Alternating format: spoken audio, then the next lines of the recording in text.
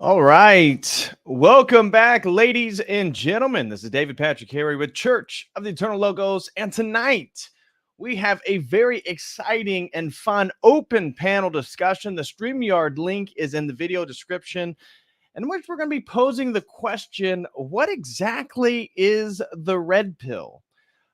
This is a phrase often associated with basically the manosphere. I told you I wanted to do a critique of the manosphere, although that's part and parcel of what we're going to be doing this evening. I wanted to allow more people to come on and bring a few more angles on really this broader topic, the red pill. That we've seen the growth of people like Andrew Tate and his brother Tristan, who have a webcam service, basically prostituting women to build up their quote unquote empire, and then to tell men to don't watch porn and how to be a man and what masculinity is. Of course, they partner with somebody like Sterling Cooper, who himself was a porn star, but more recently, and generally speaking, Rollo Tomasi, the godfather of the red pill or the manosphere, is somebody who is generally associated with the red pill. However, when we look back in 2016, when I think about the red pill meme really getting going, it was discussing more along the lines of conservative politics. I remember when the red pill was associated with Donald Trump, and it had nothing to do with quote unquote the manosphere. It had nothing to do with MGTOW. It had everything to do with like conservatism, and it was a political bent on Republican versus Democrat, or looking at the deep state or the Federal Reserve. And so I think when we look at again and pose the question, what is the red pill? Well, there's a lot of different things that we could point to. Andrew Tate is famous for talking about the Matrix, and how the Matrix wants to imprison him, and obviously then associating the red pill with being able to see the Matrix. Well, you could then pose, well, what exactly is the Matrix around us? Is it the media? Is it the financial system? Is it the Fed Reserve? Is it the central banks? Is it the Great Reset that's underway? What exactly is the matrix, because well, often the prescriptions that these manosphere types or even the red pill types, we're going to be talking about Rollo Tomasi, Rich Cooper, the Tate brothers, their friend Justin Waller, Sterling Cooper, Fresh and Fit, also Kevin Samuels, also really, again, sort of grew this newer market that is here on the web on YouTube, but on the internet, generally speaking, we can see like the Whatever podcast now, which is basically people going on and talking to, let's just be honest, below average IQ modern women, contemporary women, and sort of make them look dumb. Is that what the red pill is? Is that what the red pill is? Is the godfather of the red pill, Rollo Tomasi, going on the Whatever podcast to explain the gynocentric social order, to explain what a high value man is, and what exactly is a high value man? You know, this is another thing that really got going over on Fresh and Fit recently, is that some of you may be familiar with Destiny, the blue-haired, notorious sort of left-wing socialist, debates and is actually friends with our beloved friends Andrew and Rachel Wilson. But at least over there on the Crucible, Andrew and Destiny, they've had a interesting relationship, but certainly on friendly grounds. And Destiny's been always associated with the blue pill, the social pill. He's in an open relationship, right? But him and another gentleman, Sneeko, who's recently converted to Islam, started actually bashing Rollo Tomasi, which I don't think was totally unjustified. In regards to, bro, you're like in your 50s, you're talking about sexual dating dynamics, the red pill, and all this crap. Like, what is it? What is a high value man? And he couldn't really describe the ideal high value man. He basically laid it out as a sort of subjectivist. Well, it depends on, you know, what scenario you're in. If you're in a village in Africa or you're in LA, a high value man may be something different. Okay. But again, we're Orthodox Christians, so we're coming at this topic, whether it be the red pill or the manosphere or marriage or traditional relationships or relationships generally speaking or dating. We're coming at this from a traditional perspective, and I think our prescriptions are going to be quite different, because whether it be Andrew Tate or Rollo Tomasi, one of their points is that, well, look, you know, the sexual dynamics on dating right now are so inverted that the women have all the leverage. And because the women have all the leverage, they're on Instagram, they can post their photos, they can get their likes, they can get their attention. And because of that, you need to make more money. You need to make sure you become fit. You need to make sure you gain social status, so that on the Instagram, on the dating website, on Tinder, on whatever it is, you can then validate that you're of the higher echelon. But that's just playing the game that already exists, right? Promiscuous women, degeneracy, superficiality, narcissism. This is the problem with society, generally speaking. And I would argue, when you look at, again, the manosphere, the red pill sphere, which is what Rollo likes to talk to it about, it's honestly, often these men are just the male equivalent of the OnlyFans girls they bash. And so we got a clip that we're going to be looking at some point today of Justin Waller, a friend of Andrew Tate, and a woman that I was not that familiar with named Leela Rose, basically take him to task on the fact that he wants to talk about being a high value man, having worth, making money, being successful, being disciplined, except when it comes then to monogamy. Because, oh, well, if I'm a high value man, then I can have options. And nobody's saying that you wouldn't be able to have options. But what's the point of marriage? What's the point of relationships? What's the point of commitment? It comes back to family. And that's one of the things that you're going to see, like Rollo Tomasi. He actually mocks the sort of trads, what he calls them, the trads, all the Christians and the Muslims, these trad religious people. And the whole point is like, well, why become high value? What is the point of these relationships? And for most of the red pill, I would argue, it's really just the utility of options. It's that you could sleep with this person if you wanted to. You can validate your social status. You can have access to this. You can have access to that. And it's just another form of consumerism, a consumption of goods, consumption of people, consumption of sex, consumption of more money. But somehow you're going to revalidate your higher status and you're going to continue to elevate. But what's the purpose? The purpose for us as traditional Christians is family. That's the whole point. The reason why you want to get fit, I tell Ben, hey, take care of yourself. Hey, get a skill. Hey, make money. Hey, get fit. But the point isn't just to get as fit as you can so you can be obsessed with yourself. The point is to be as healthy and strong as you can so you can take care of your wife and your children. The point of a job is not to be obsessed with the idea of making more money, more money, more money, more money. Again, we would say the worship of mammon. The point is to make money so that you can successfully take care and provide for your wife and children. The point of being a man is not about the consumption of money or women or the elevation of one's perceived social status. It's about protection and providing and defending something, tradition. But of course, these people don't have any tradition to defend. And that's why I think the rise of Islam, Andrew Tate obviously converted, but then a gentleman that we'll be talking about, Sneeko, also converted. And so these people are converting to Islam because, well, it does have a sort of phallic-centric worldview. I would not say phallogocentric, as the Orthodox worldview, I would say, is, but they certainly have a phallocentric worldview, but they allow polygamy. So then Andrew Tate talking about, oh, I got multiple girlfriends or I got multiple wives. Well, Islam okays that. And so Islam isn't a incredibly sophisticated, intricate, interesting theological system. It isn't. It isn't. And I'll just, from my particular standpoint, that Islam isn't really for the intelligent minded, right? I don't see many people really going down the same phenomenon we're seeing within the orthosphere as people reading history, people having a lot of spiritual experiences, people diving into various traditions or spiritual expressions, and then coming to a fuller understanding that eventually encapsulates into orthodoxy, Orthodox traditional Christianity, because the intricacies of their theology, it's often self-refuting. The Quran contradicts itself multiple times.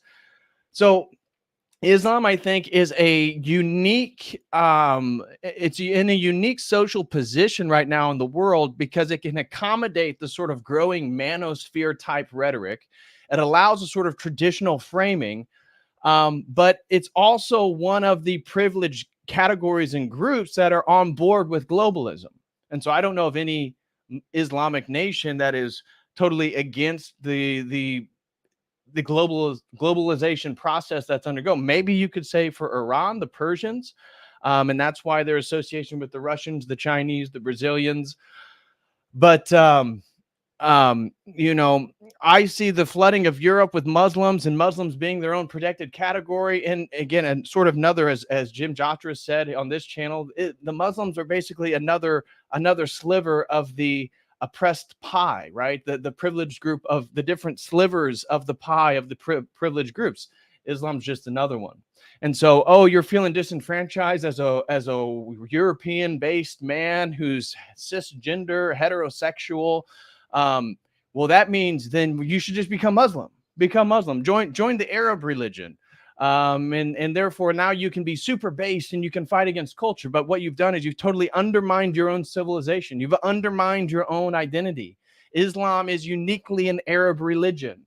And so that's why I think Islam, when we look at Sneeko or Andrew Tate, some of this stuff is interesting. Now, again, guys, this is an open panel stream. So after I kind of get through this opening monologue and hit on some of these topics, anybody and everybody's free to join. We already have the link in the video description. Looks like we got one person who's already joined. But if you want to hop on this stream, again, the link to join is right there in the video description.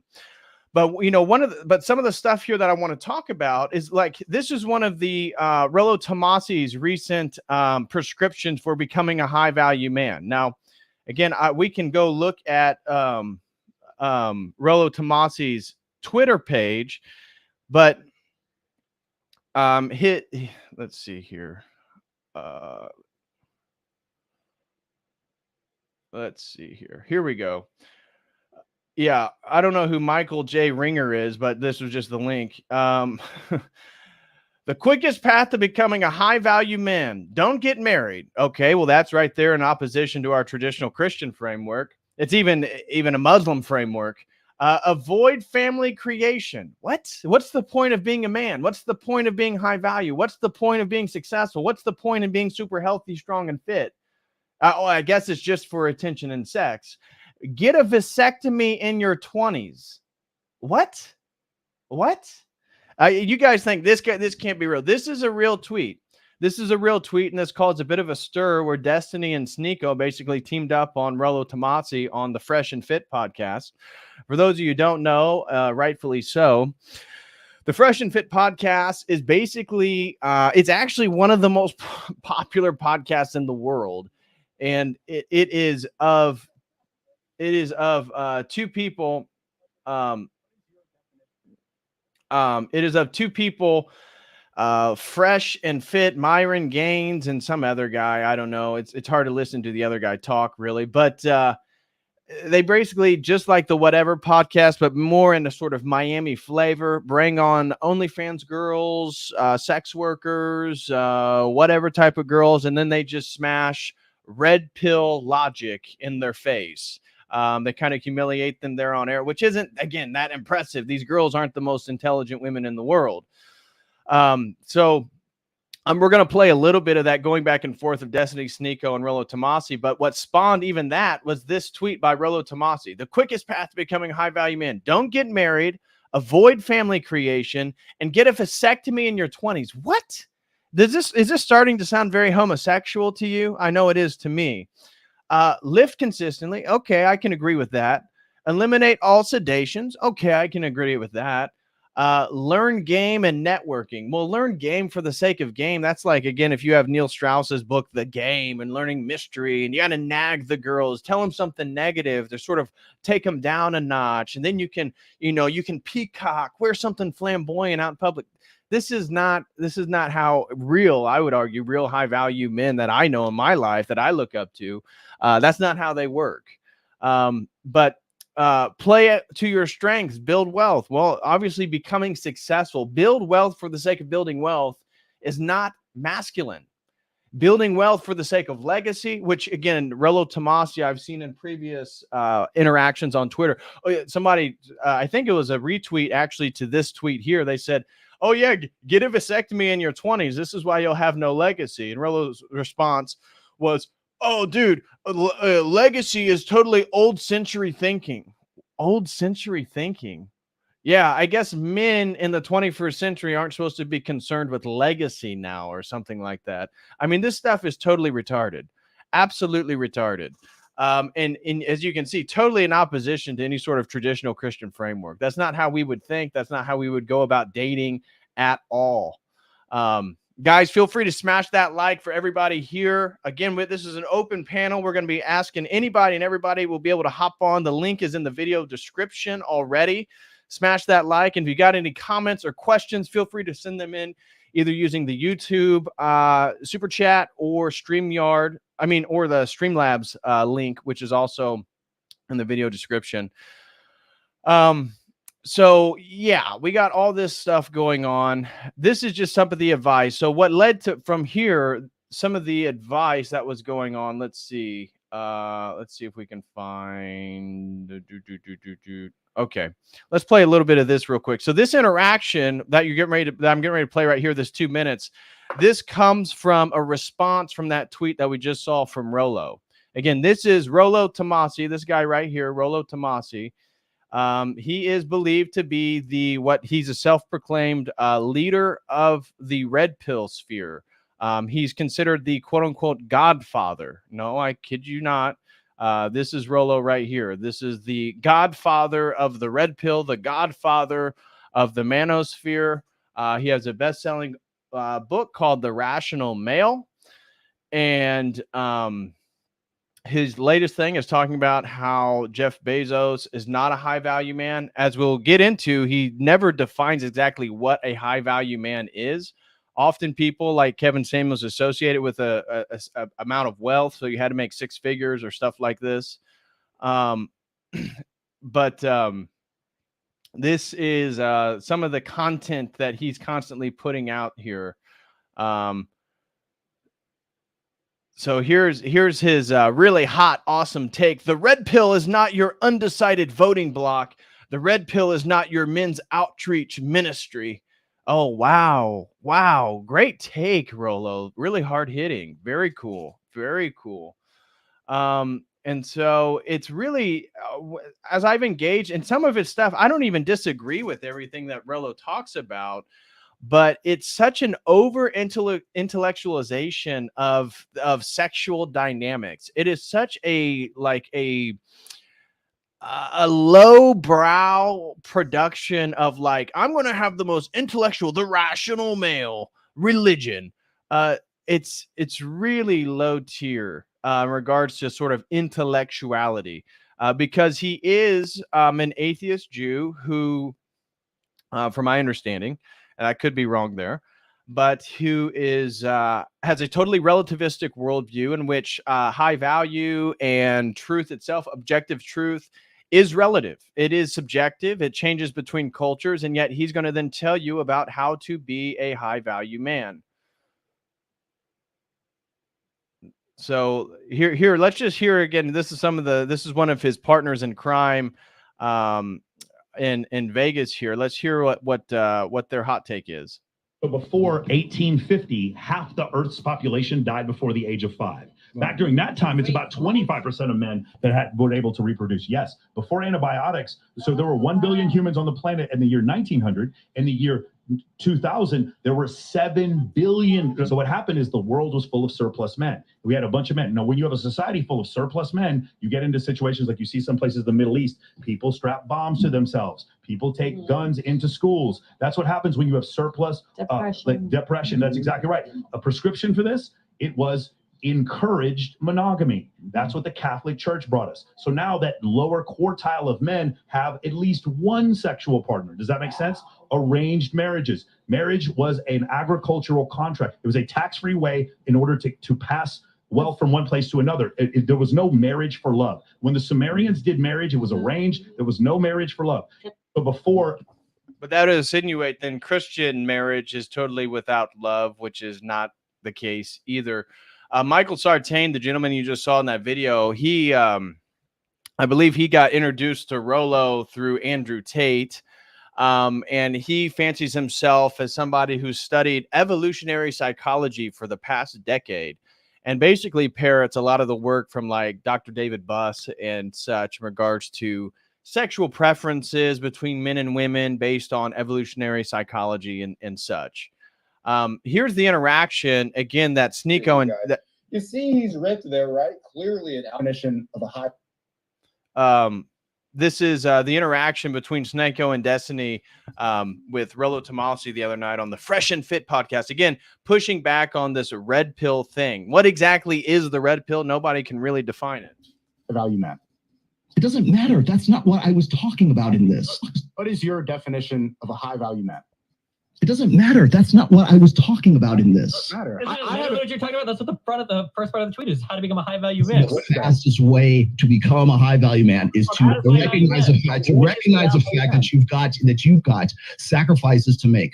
Okay. So like what is that? Telling like stories from Vietnam. Like, just say, what is a high value man? It's the first part of the tweet. What does that mean? You tell me what a high value man is. Because here's the thing: is it doesn't matter what I'm going to say is a high value man. You guys because it's your fucking tweet. It doesn't matter what I say is a fucking high value man because everybody takes this. The point of the fucking tweet is that everybody is going to take this and then insert their own definition of what a fucking high value man is. Isn't that one of the dumbest things in the world?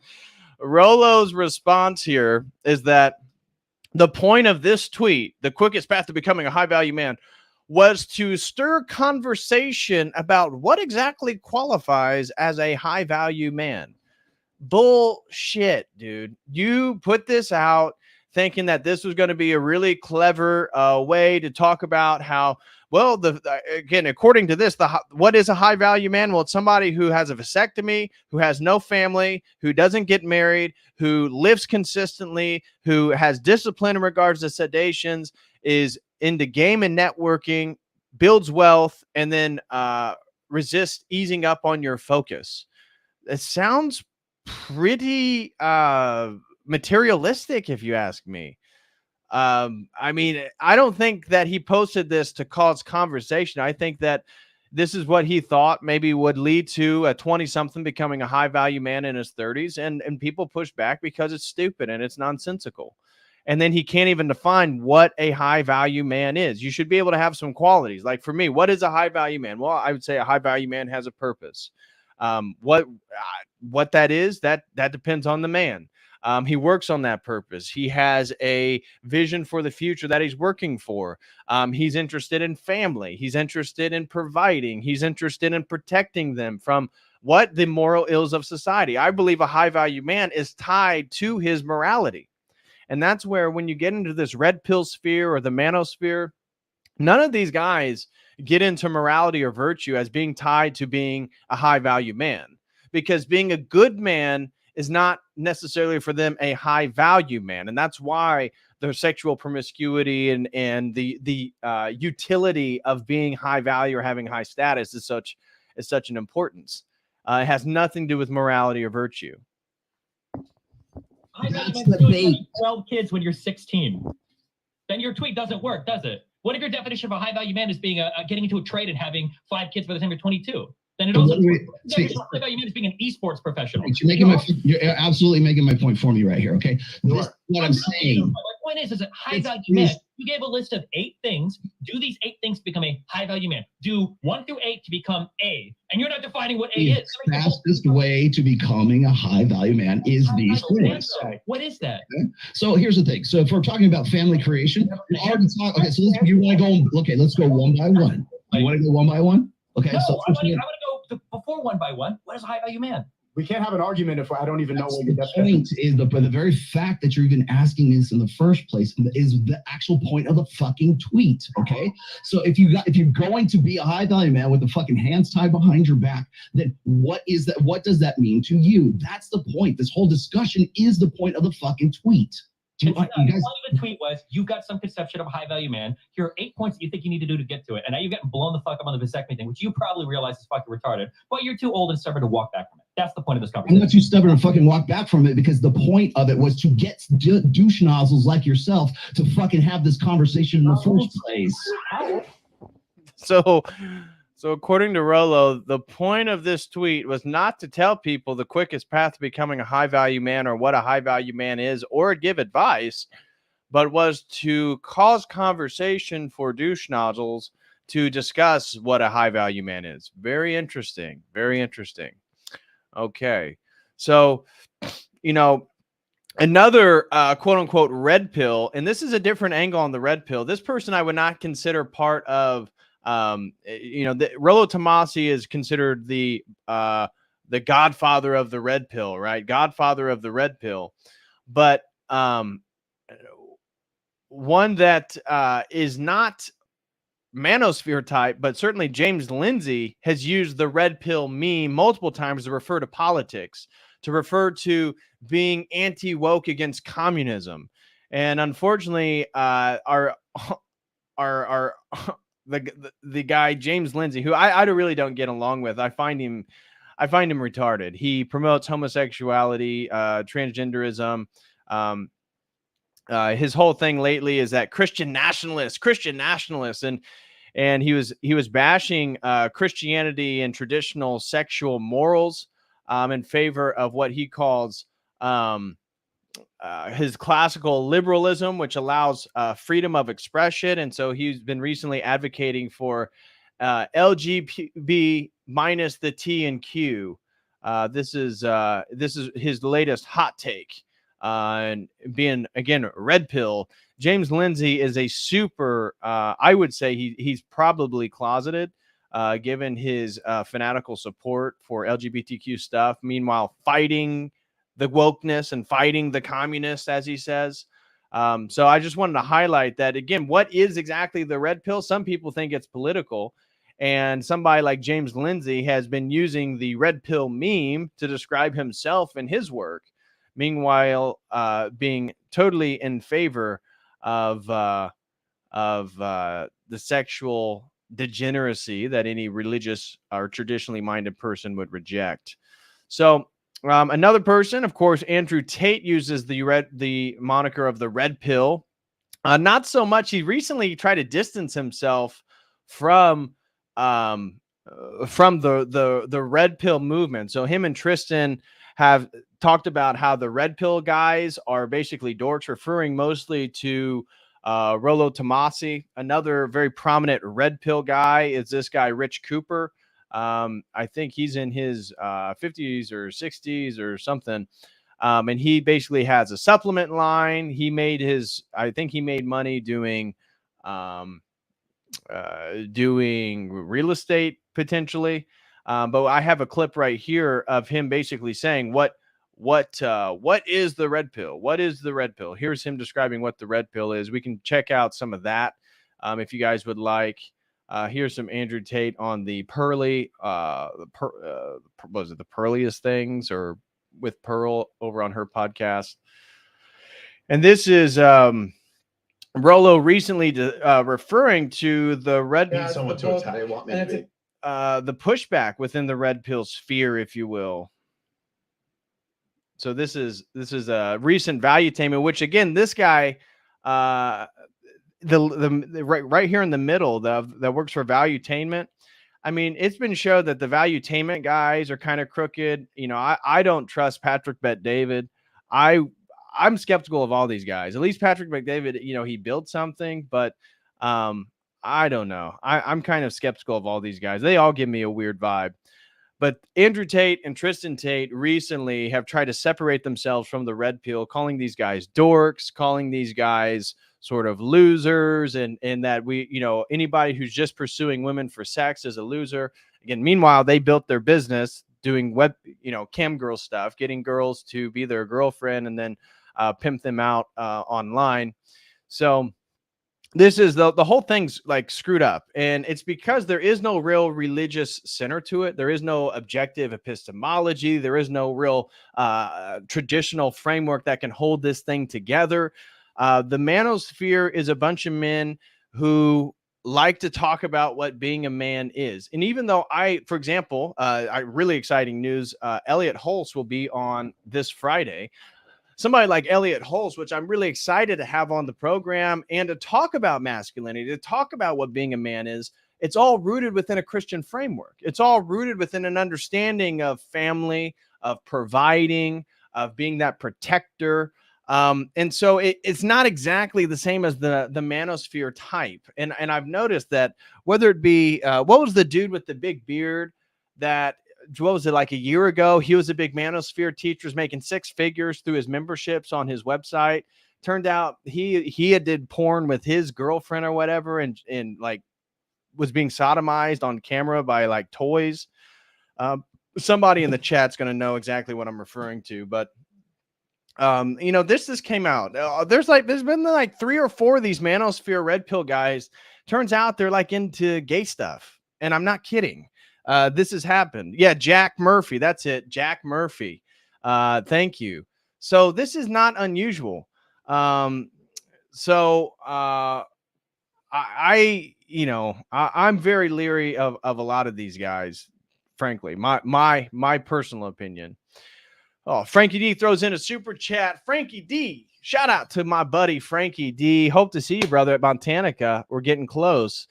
Frankie D throws in $4.99 and says, I think anyone's conception of a red pill is parallel with their journey to unlearning a kind of ubiquitous precept that they have grown up in. That's a really good point, Frankie. And again, feel free if you want to come on here in a bit. Exactly. What is the red pill? Well, as I was trying to highlight, politics, MGTOW, gynocentric worldview, the Matrix, the deep state, Trump. Is it another one that I've seen the red pill used for is the America First types, Fuentes, talking about race and America First. This is the red pill. Is the red pill racial? Is the red pill religion? Is the red pill other controversial questions about the society and who runs it? I don't know. I guess as Frankie D points out, and I think this is a great point, it really depends on the person's own journey. And that's really what they're trying to describe as the red pill. I did a stream called Escaping the Matrix probably a couple years ago. And the whole point of that is it doesn't matter which conspiracy theory you go down. Could be the Federal Reserve, could be chemtrails, could be the moon landing, could be central banks, could be whatever you want to look into. That all rabbit holes lead to the truth and lead to Christ, and Christ is the bottom of the rabbit hole. And I truly do believe that. And that's why I've never used the phrase red pill in that sense. We as Christians often use the white pill, because I think eventually, if you're putting all the dots to connect together, it leads to the realization that there is a God, and that if God is real, then what? And that's really the final point. That's when your journey, I think, really begins. And so all the red pill manosphere talk that is a precursor to God really isn't that important. And I think it's very transient. And that's why I think it's so superficial in many of its prescriptions. Yeah, I know. This one's a funny one. I like how many male porn stars are gay. Exactly.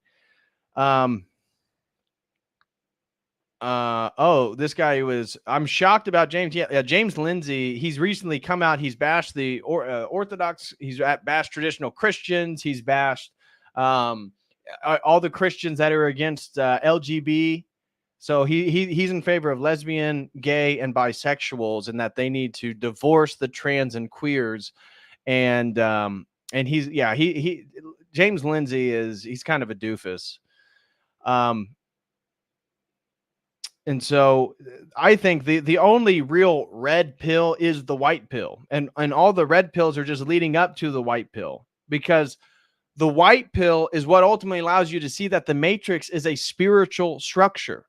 The matrix, that which is keeping us all programmed, that's keeping us enslaved, that's keeping us jailed, that's keeping us tied to the authority of the machines. This is a spiritual reality. This isn't just, Neo taking the red pill and seeing the code that comes down. The code is really our sins, our degeneracy, the lack of men maintaining traditional morality and virtue, and then demanding that the people around him, other men, but then also the women that they marry, also follow those same traditional and moral codes. I think that is the white pill. That actually does change society. If the problem is that men aren't strong enough, and your prescription is that, well, men just need to make more money, have nicer cars, and have more social status, that doesn't change the narcissism. That doesn't change the superficiality. That doesn't change any of the ills with society. You see what I'm saying? So, yeah. Anyways, this is from this is what, 4 days ago, 4 or 5 days ago, 5 days ago now. And this is Rolo and his friend Mike Sartain on the Valuetainment podcast, which is now basically doing the same thing. They'll get these sex workers or these OnlyFans or Instagram girls, and then they'll have them talk about various topics. We got a few super chats here, so I'm going to play this real quick.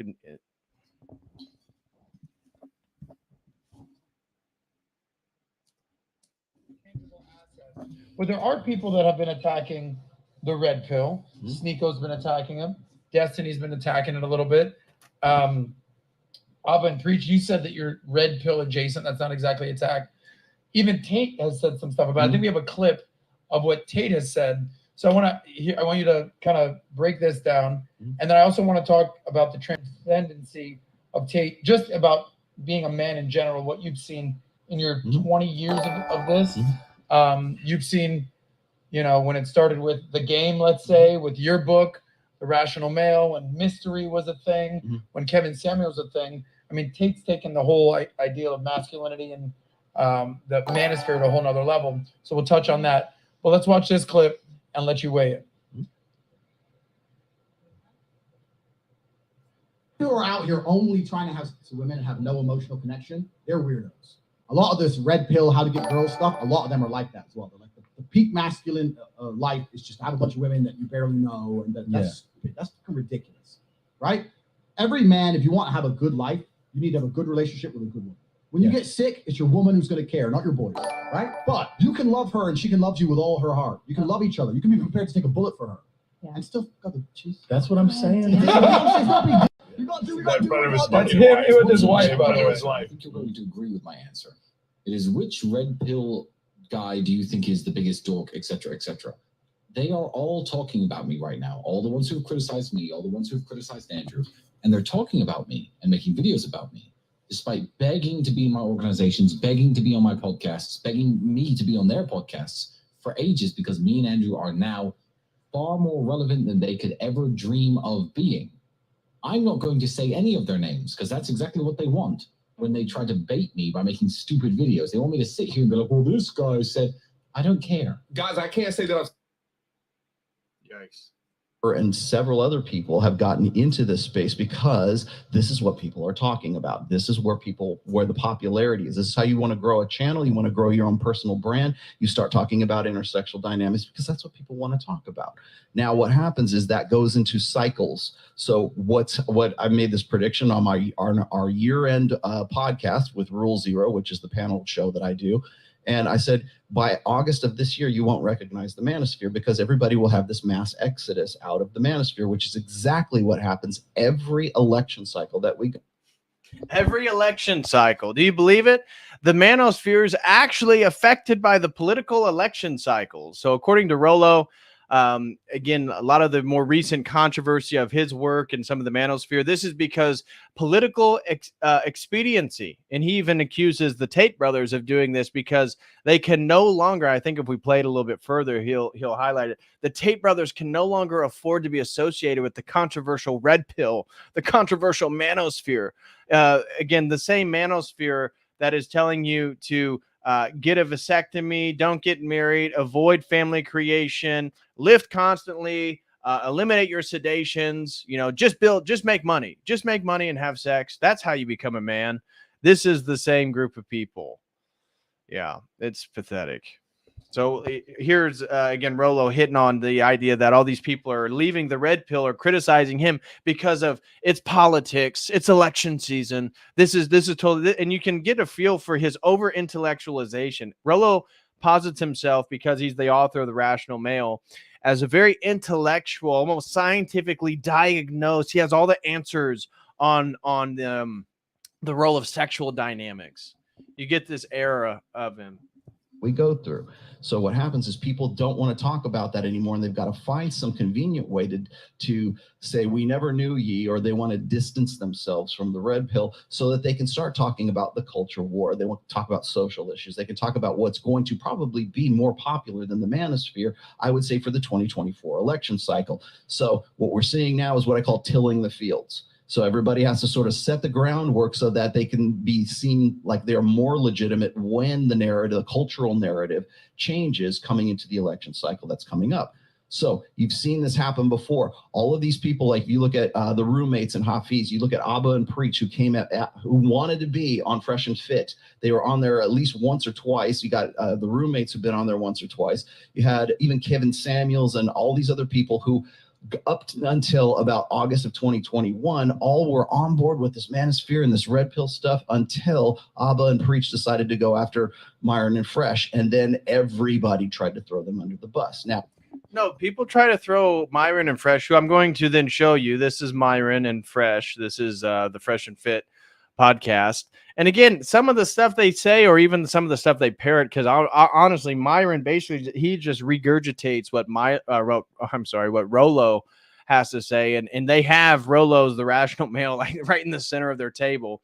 But what they do is they get, again, like sex workers, Miami girls, sugar babies, to come on their show, and then they hit them with red pill logic and the manosphere and traditional relationships and all this different stuff. But here is a clip of Myron went in on how women made men turn red pill. I thought this was worth talking a little bit about. But this is the very popular, right? Though, do not get it confused. This podcast, the Fresh and Fit podcast, is incredibly popular. Their Clips channel has 572 subs, and on podcast platforms, I mean, I believe last I saw, it's like in one of the top 10. It was like in the top 10 of podcasts.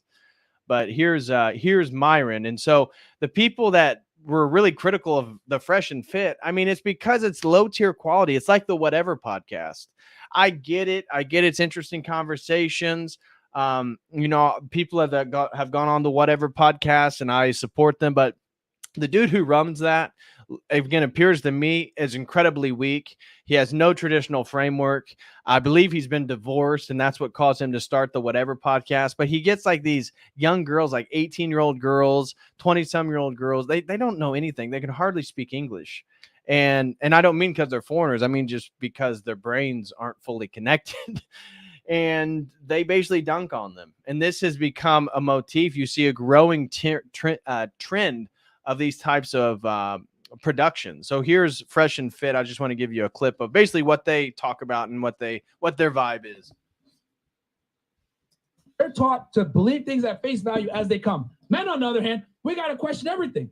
Okay? Because once again, men are held to a standard. Men must perform. So for me to perform, I need to make sure the information that I'm receiving is actually conducive to me being successful. Why the fuck does a red pill exist? Think about that for a second, guys. Why does it exist? Because guys started realizing from the United States to France to Europe to all the different continents of the world, different countries in the world with different socioeconomic statuses, different rates of feminism, etc. We all started realizing, why are women being so fucking difficult? I was told to be a nice guy. I was told to be a gentleman. I did everything right. Why did she still leave me? Next thing you know, guys start passing notes, sharing information from different walks of life, different socioeconomic levels, different fucking languages, different religions. And we all started to figure out, whoa,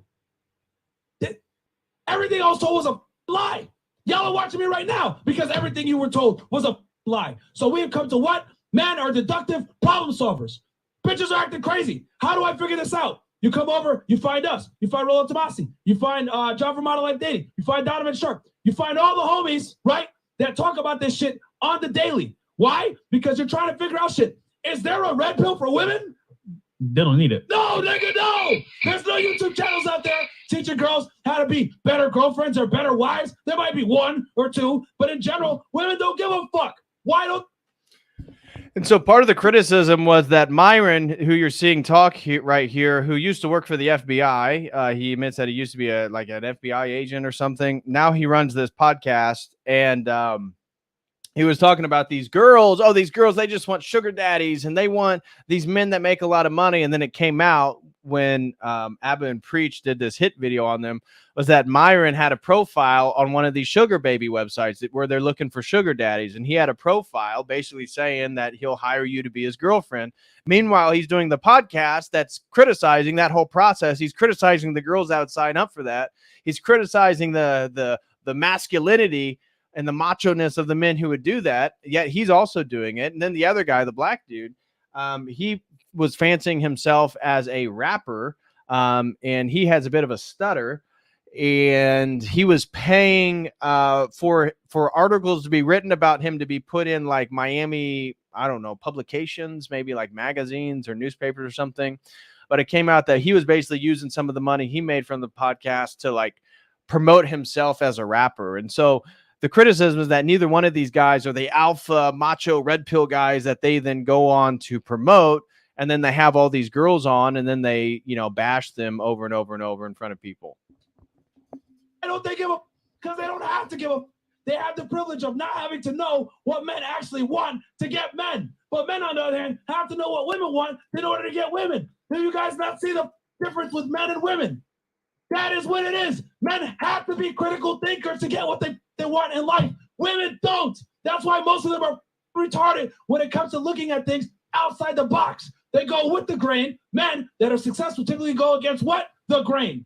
We are different. We're not the same. And once you understand that most women are sheep, most women are followers, they're not capable of critical and independent thought, it will make life a lot easier for you. Then you're going to be able to step in the leadership role as a man because she lacks these skills I just mentioned. Critical thinking and being an independent thinker. That's your job, not a woman's job. This is why you don't get mad. You become a leader. You lead. Simply put. Nobody else will tell you guys this shit with the same level of candid ferocity that we will on Fresh and Fit. That's why I truly think we are the #1 men's podcast, because we give it to y'all fucking raw. Pause. Okay?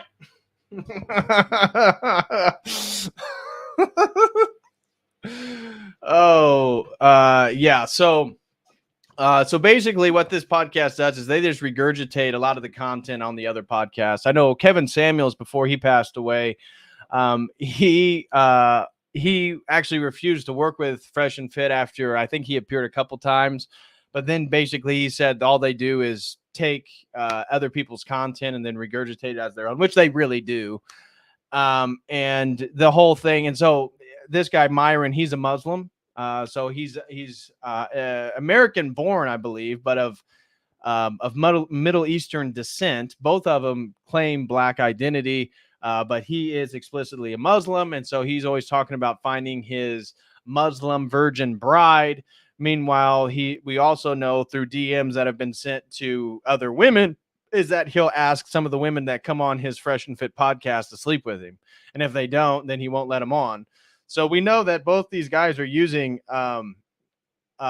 he's using their clout and their platform to sleep with the same women that come on their show that then they publicly criticize and degrade and show how dumb they are. Yeah, the red pill is a feminist movement. It really is. It really is, because without the tradition of religion, there is no response to any of this stuff. And again, I'll be talking about this with Elliot Holes on Friday morning, but this is all retarded. Because why are you the leader? Well, I'm the leader because I'm more critical. Is that because God made it that way? Is there a particular structure? What are the benefits that women have that men don't? Are they a team? They don't really get into any of this stuff. This is a recent podcast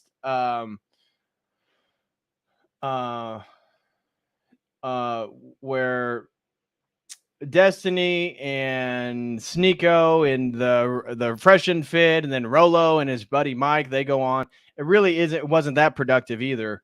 But I just wanted to show you some of this stuff. Now, this was a really popular clip, again, highlighting the total inconsistency and the hedonism behind this manospheres movement. What we're getting ready to watch is a clip of Justin Waller. Justin Waller is this guy right here.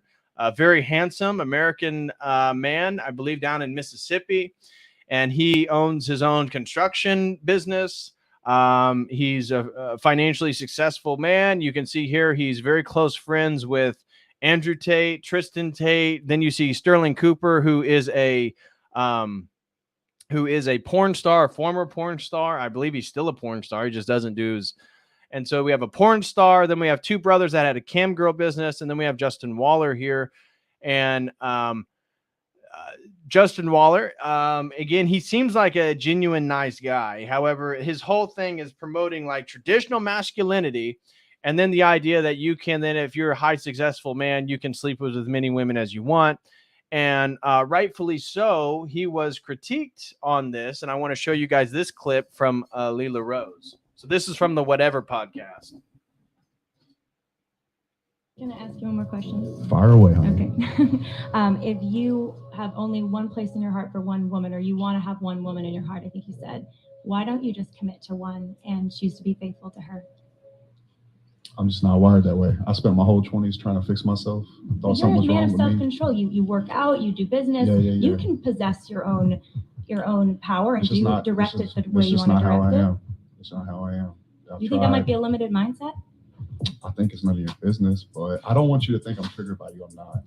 I saw somebody say that, and I think that's interesting. I think you're annoying, but I'm not triggered. You know what I'm saying? No, you are. You're annoying in like this goody two shoes type way, and that's fine. I'm gonna live my life on my terms, unapologetically, like truly. So you can ask me this 85 different ways. At the end of the day, I'm gonna walk out of here the same man. Can I ask you one more question?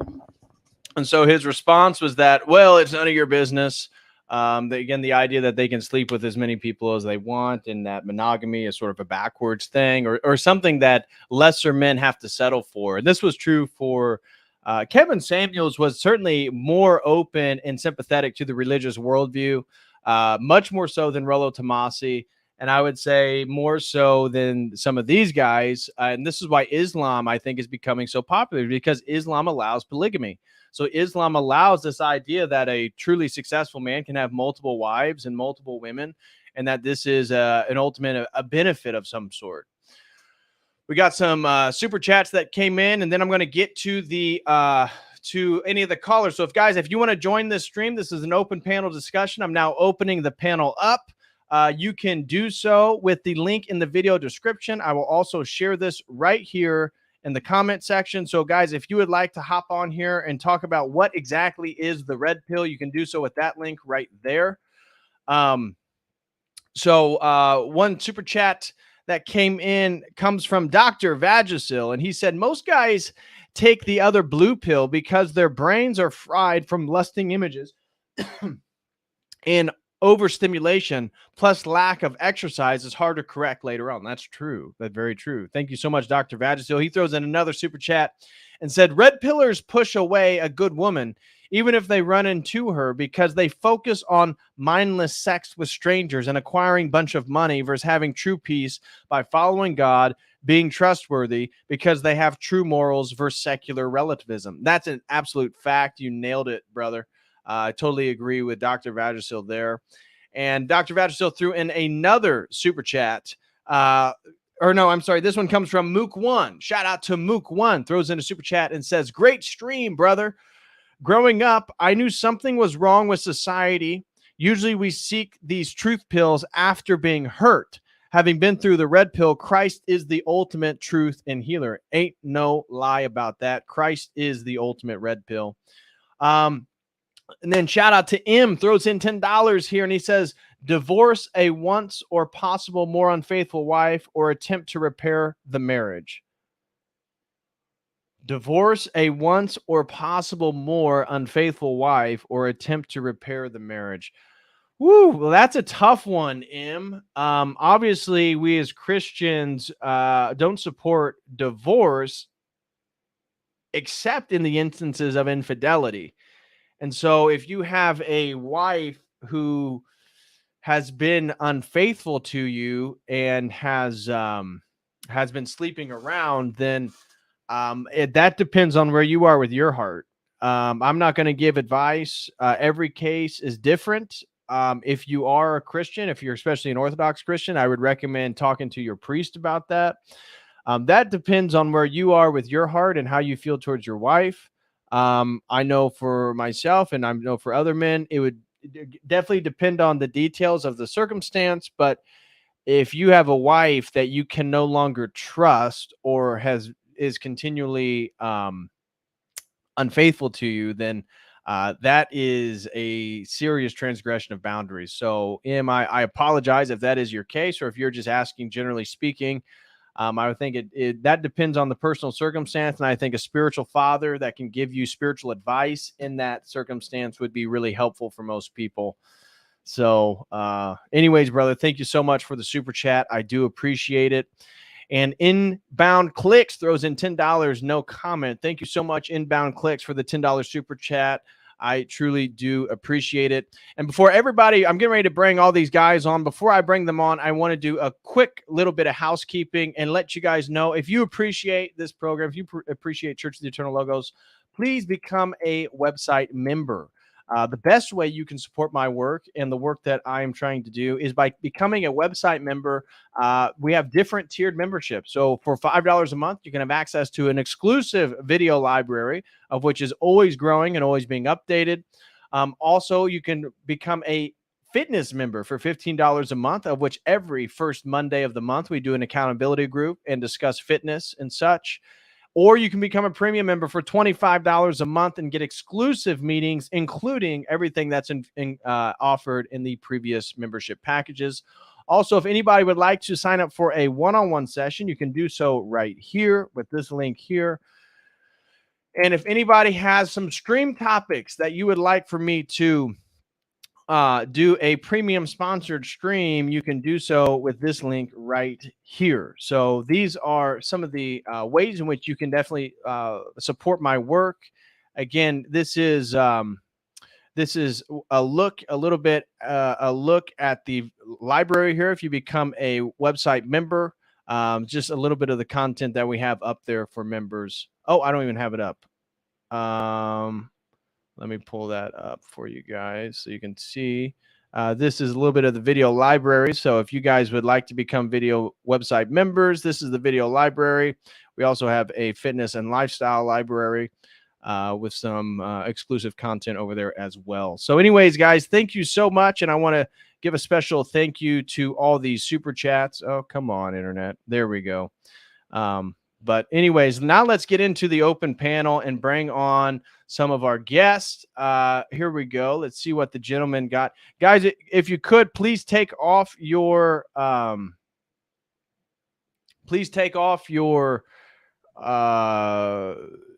like turn on your camera rather. That's what I'm trying to say. Turn on your camera if you can. There we go. What's going on, gentlemen? Hello. How we doing, What's sir? up? What's up? All's well. So what's going on, guys? Anybody want to chime in first on what is the red pill and some of the content that I've been covering? Obviously, it overlaps a lot with the manosphere and some of these guys. Have you kind of got into these corners of the interwebs? What are your thoughts on this general topic? That was really funny hearing that dude scream. That was really funny. I think that the red pill is stupid and ridiculous. At least the manosphere right. version of it. So and why? So I'm in the business of trying to study and figure out what's best for humanity, what's best for society, what causes society to develop in the most stable and adaptive sort of way. And I'm convinced that the manosphere is the opposite of that it's actually sowing chaos and discord in society. And my general take is that the manosphere seems to me to be almost like the mere reflection of the OnlyFans girls that they sort of bash, and the female degeneracy. Seems like they have a lot more in common than I think they would lead on. Well, I think that what's happening essentially is that the manosphere is the end result of a lot of really negative trends that have been building up in the West for hundreds upon hundreds of years, but have really spilled over in this bizarre sort of modern movement that just celebrates really male weakness, which is what it is. I mean, it's lack of self-discipline and weakness on the part of men. Right. Yeah, I can agree with that. Brett, you got something you want to throw in? Yeah, it's interesting. Well, actually, so you'll have to forgive me. Can you hear me okay? Yeah. I didn't know that the topic was the red pill, but I'll throw in some 2 cents. I did want to say my wife and I actually recently moved to Indianapolis. So hey, we may have to come in my check neck of the out woods. St. Mary's. Yeah. Oh, I dude. heard, so you have or you're going to? No, we'd like to. Yeah, dude, you definitely should. I'll be there this Sunday. So you and your wife should definitely come to St. Mary of Egypt in Greenwood. Nice, thanks, man. Yeah, I think we're like 20 minutes away. So. Oh yeah, definitely. I'm down in Franklin, so I'm south of Greenwood. Oh, nice. Yeah, that's a lovely area. We've been checking out like New Whiteland and anyhow. Yep, Whiteland, Franklin, Center Grove. Yeah, dude. It's much nicer than where we're currently at, which is near Irvington. So God help us. Oh, okay. Yeah, I know where you're at. Yeah. But anyways, on the topic of the red pill, because the reason why I thought this was a good topic is it seems like, as Frankie D highlighted, the red pill means so many different things to different people. I remember when Trump was campaigning to be elected, and the red pill was almost entirely a mimetic device regarding politics, the deep state, pro-Trump, understanding that there's like a cabal of powers. Hillary Clinton was tied into, getting her arrested, all this. So the red pill back then, 2016, I felt like it was way more politically minded about looking at the state of the world, where now it's totally associated with this manosphere and rhetoric describing, what it means to be a man and how men should operate in the world. Yeah, my first exposure even to red pill, I was in Protestant seminary in Southern California, and I was at Biola, which is supposed to be conservative, and yet I was exposed to critical theory. I was exposed to, especially the CRT, cultural Marxism, all the leftist stuff, and I found myself kind of going along with it. I'd been a Christian for a long time. I felt the calling to ministry, but all of a sudden I'm like, why do I really care about abortion? Why do I really care about marriage? Why do I really care about even theological conservatism? Does it really matter? Isn't it all? And I don't know, something happened. It wasn't until COVID, actually, well, COVID / I discovered Orthodoxy and Jay Dyer. It kind of exploded in my mind, and I was like, wait, hold on, what's happening to me? And my wife was my girlfriend at the time. We were both kind of left-leaning, and we're like, wait, hold on, what's happening in this world right now that it doesn't add up, and this narrative doesn't add up, and if this Jesus thing and this church thing is real, then something has to give. And we both started going down the rabbit hole. That was when I discovered like the idea of red pill, I guess, or red pill, black pill. I don't know. Somehow I ended up in this crazy corner of the internet. But yeah, it's a unique place to find yourself. It feels right though. In 2023, it feels right. Yeah, no, it's beautiful, man. But the thing that so this idea of the manosphere, like Andrew Tate and this I was never really exposed to that until recently. So for me, the red pill always kind of carried the connotation of, I don't know, sort of like a Matt Walshy type rejection of something of what they're trying to foist on us in the mainstream. So that's a good, Matt Walshy take. That's a good frame for it. I feel like the red pill is a total reactionary type thing. I mean, like, because the normal thing is just like feminism and basically everything else that like is fed directly to you from the time you basically go to school, right? And you get fed all that type of stuff, and you interact with people, and you hear the correct opinions all the time. And the red pill is like supposed to be, or was, I don't know if it was really, but it really feels like it's just turned more, or it's showing itself to be just like a selfish, toxic reality of like it's like an inverse type thing. Right. Because like these guys, I don't know, like Islam and like having all those women. I mean, how many children do they actually have? The ones that I've highlighted, I'm not sure I know that I think Tristan, one of the Tate brothers, has a child. I don't know. Andrew's hinted that he had one too. I'm not sure how many.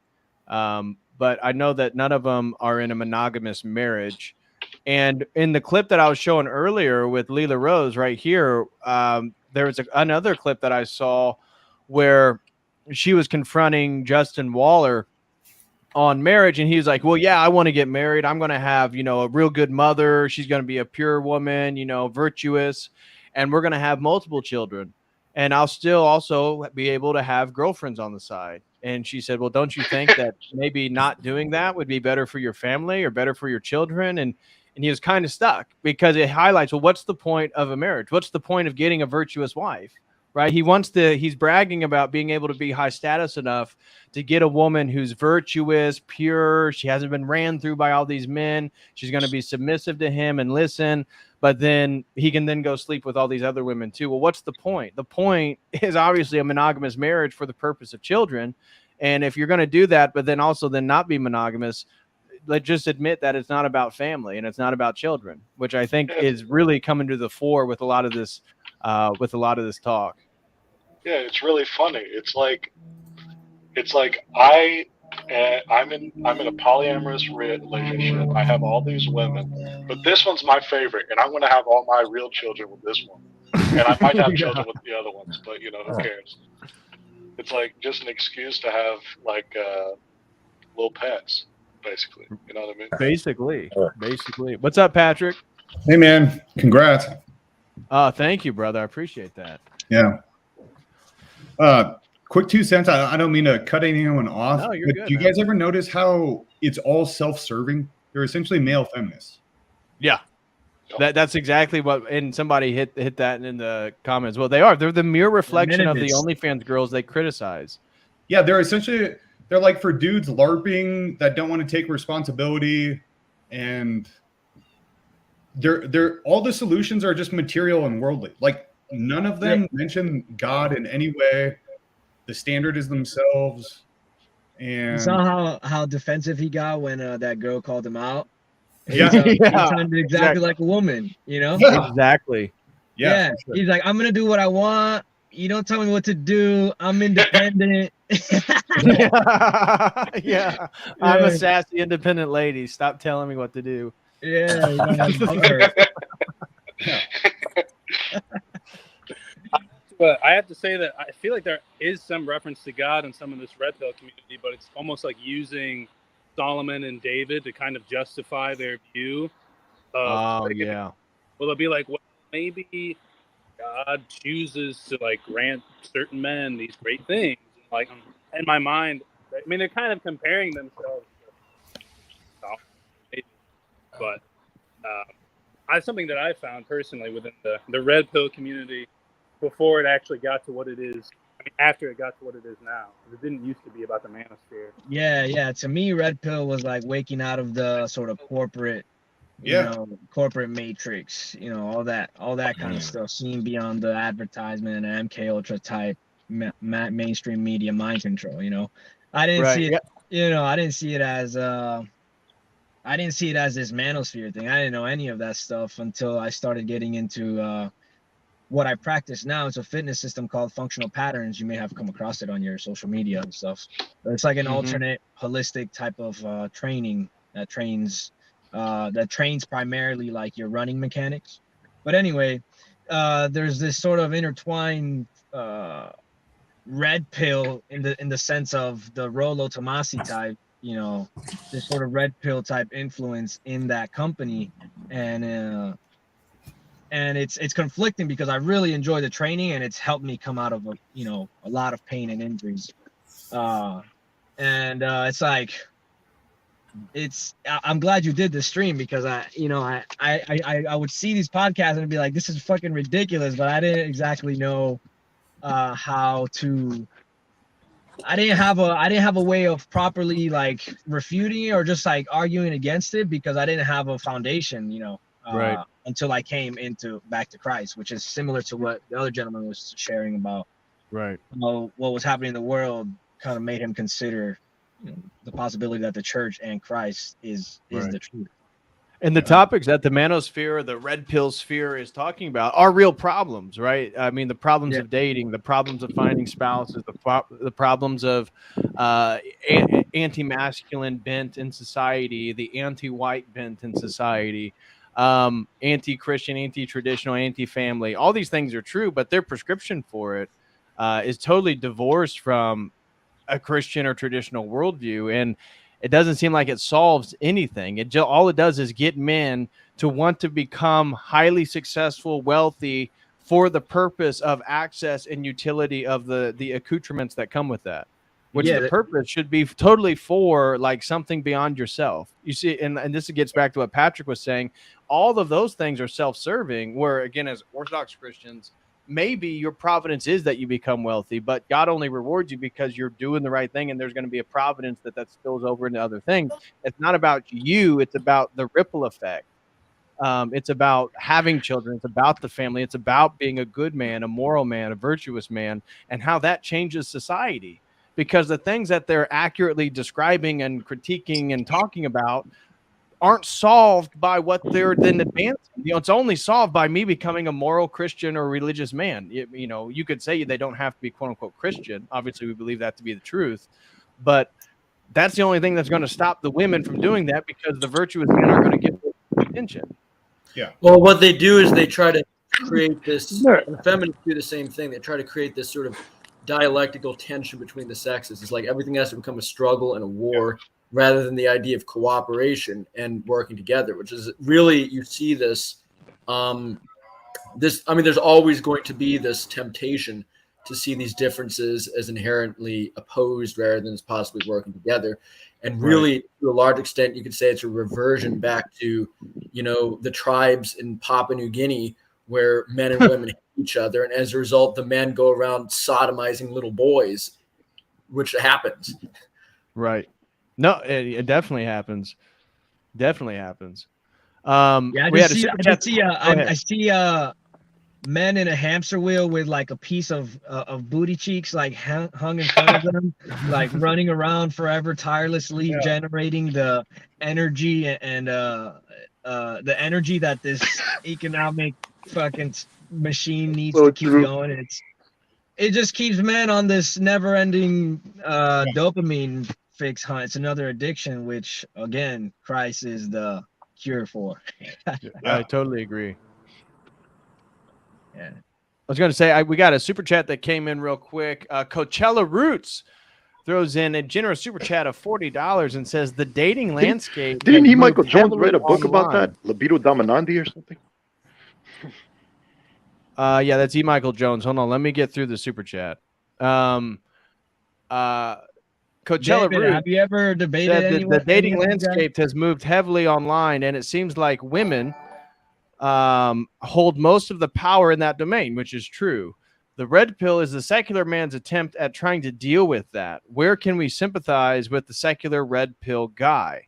So this is a good question for to discuss is, and I think he's right. So the red pill is trying to deal with the problem that on the contemporary dating landscape, most of it is online, and the women then hold all the leverage because they get all the attention, which is the leverage. So then the red pill is the secular man's attempt with trying to deal with that. And the super chatter asks, where can we sympathize with the secular red pill guy? So anybody want to chime in? Where can we sympathize with the secular red pill guy? Well, I think I think they assume a sort of moral standard. Like I think some of these guys are acting on some of their quote unquote, just for Christian type ethic, where they assume not necessarily in their sexual morality, but they assume that the man is to take charge or to take action and take responsibility. So I guess you could kind of afford them some sort of, charitable, you can be charitable in that sense where you can grant them they're acting on their sort of moral obligations to do something about the problems in the world. That's my take. Yeah. Their grievances actually are legitimate. Yes. So agreed. I think that's what makes it so dangerous is it's taking legitimate grievances and it's directing it into something like what you talk about, Islam, or just a more material solution rather than changing kind of the paradigm that you're operating in. Right. And yeah, so they actually their grievances really are legitimate, which is why I would totally agree with that. I would say the majority of the topics they talk about are real. The problem is the prescriptions, I think, are always an attempt to deal with the problem. So like if the problem is women are on Instagram and have all the leverage, well, then their solution is that you need to become the top 10% man so that you can then occupy their attention, as opposed to a traditional route would say, well, now don't engage with those women whatsoever, reorient yourself and demand that you only give your attention to women that occupy virtuous qualities or submissive qualities or traditional Christian qualities. That'd be the way that you could reorient the dynamic. So I think a traditional framework is trying to create a new frame. Mm-hmm. And whereas their manosphere framework, an interesting frame, is part of their rhetoric in regards to getting a woman to adopt your worldview, that would be the traditional way, is that my frame is religious and that I got to bring the woman into my frame, as opposed to really what the manosphere does is they are adapting to the female frame that already exists, the gynocentric worldview, as Rollo likes to call it.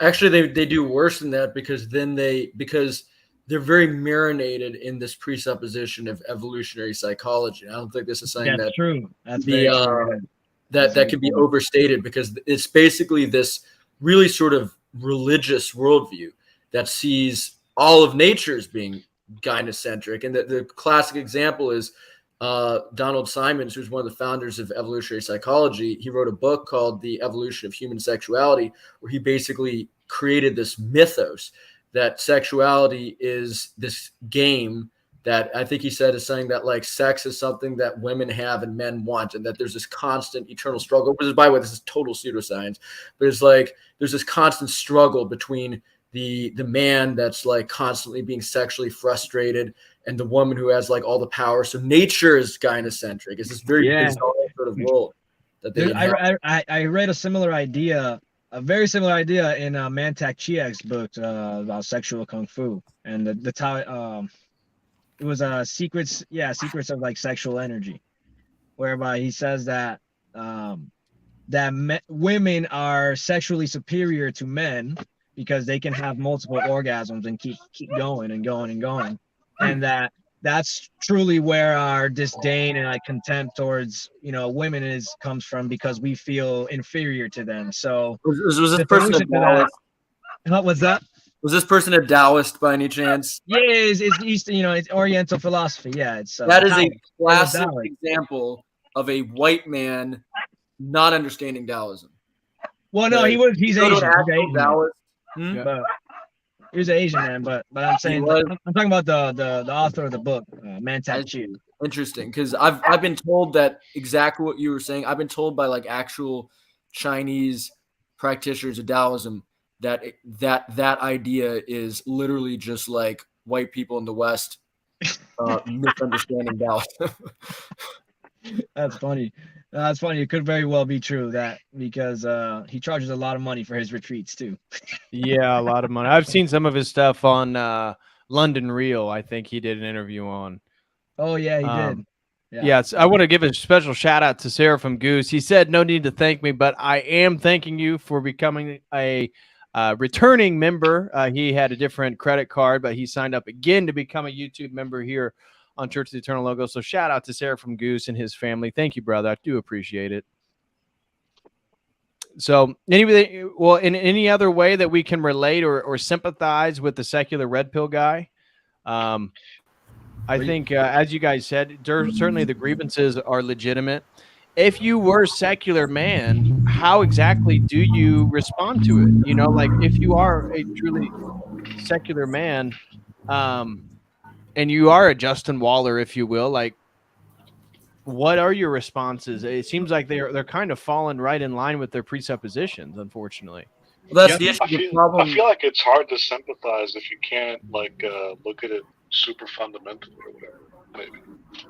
Because I don't know. Like not even every woman can become like it's just like a man. Like not every woman can become like this caricature of like an escapable woman for every guy that's like perfect or whatever else like that they chase after or whatever else like that. It's really just the feeding problem where people just feed into it. So that's probably like what you said before, the traditional method of like feeding into it that could go just for both men and women, just not feed into it. Like, right. Just Texas Spartan claims that I'm Orthodox and red pill.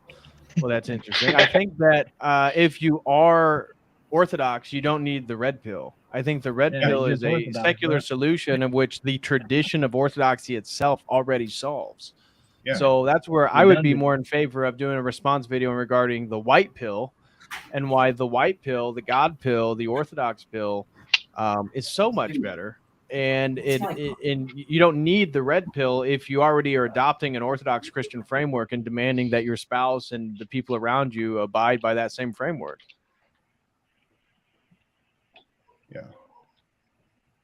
Yeah, these people seem to be just playing out their kind of like secular materialist worldview. It's essentially two people screaming, no, you have to abide by my preferences, rather than them kind of opening up to the idea that there's someone beyond themselves.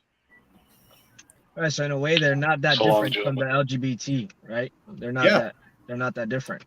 Everyone's just screaming about their preferences. Yeah, it's true.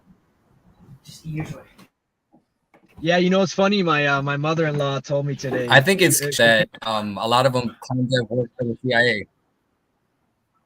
What's up? Oh, sorry about that. I don't know if my internet connection's bad. Yeah, I must have have. Go ahead, bro. Yeah, I was just. Can you guys hear me? Yeah. A little bit of a delay, I think. Yeah. Yeah. So, I mean, I was just going to say the CIA thing is like Andrew Tate says he worked for the CIA. I don't know if it's actually true. Well, I think it's his dad. That other guy from Fit also has some, you know, either they're bragging about it. Well, I think for Andrew Tate, I don't think he ever said he worked for the CIA. His dad, who was the chess champion, had some affiliation with the CIA. Oh, yeah. You're right. Yeah. Yeah, that's what I meant. There's just like a connection and there. Fresh It's worked for kind of- the FBI. He was an FBI agent. Guess that kind of makes sense. Yeah, it's just weird overlaps to me. I don't know. it's a delay. Like not to come on here trying to be like a truther, but yeah, it's possible. Sorry, yeah, I'll take off. When you think about it, It's though, all like good. the whole, especially the MGTOW thing, doesn't that completely go along with the depopulation agenda, trying to tell men not to have families and have children? Yeah, that Yeah. was like a clear red flag. Get a vasectomy to be a high value man. When my girl showed me that post, I was like, "What the fuck is this motherfucker talking?" I know, dude. Yeah, they're just Holy moly! He must Yeah. be a J. Just kidding. Yeah. Well, I think both are actually true. But yeah, that one was crazy. And then him coming on, so we could play this again. Hit the Sneeko response to it. Let's see, where did I have that at? Rolo doesn't need to get a vasectomy because he already looks like a skeleton. That's true. Yeah. His outfit's also suspect. A white suit with the black beanie as like a 55-year-old man. I mean, come on. I know, dude. Other people have also made that. Dude, it's really look at him. Like, come on. It's no socks. Come on. It's not. Yeah, it's. I don't know. It seems like, and he's been married. He claims to be married for the last 20-some years. So he's been married. According to him, he was in some metal band or something, and she was a groupie, and so he was able to get her because he was a high value status guy in his band.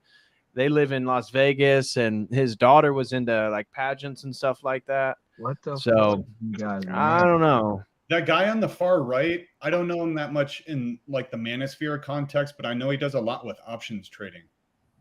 Which is kind of interesting. Oh, really? Yeah, it kind of just plays on that materialistic theme of, you know, make a bunch of money and you kind of get anyone you want or anything you want. It's all sort of it's all related. It's crazy. Man, Rolo, you know what? He looks like that guy from the Indiana Jones and the Holy Grail where he's drinking from the fake Grail. He looks like the part where he starts aging like 1,000 years at a second, except he like stopped right before he died and they got a guitar and he managed to survive or something. Like, yeah, it's just a suit essentially. Where the heck did that go? Yeah.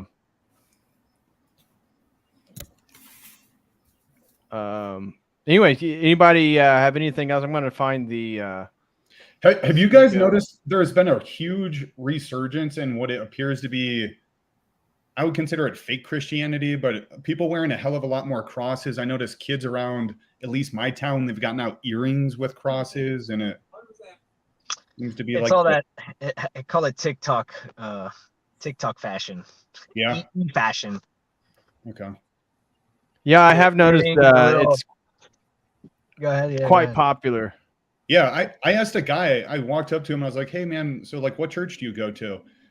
And he goes, oh, I've come to grips with the fact that I don't need to go to a church. And then I started, asking him about his worldview a little bit. Like there's no meaning to life. And I'm just like, why are you wearing a cross, dude? This is the complete It's a fashion. I didn't realize that until he should be wearing a Bud Light can. Yeah. But when you go to the gym, you see it all the time. It's very I always wear my cross, and it's very common for like the young guys to have these big Christian crosses, and it's I guess it's like a fashion thing, or the cross as an earring. Yeah, I've seen an uptick in that one as well.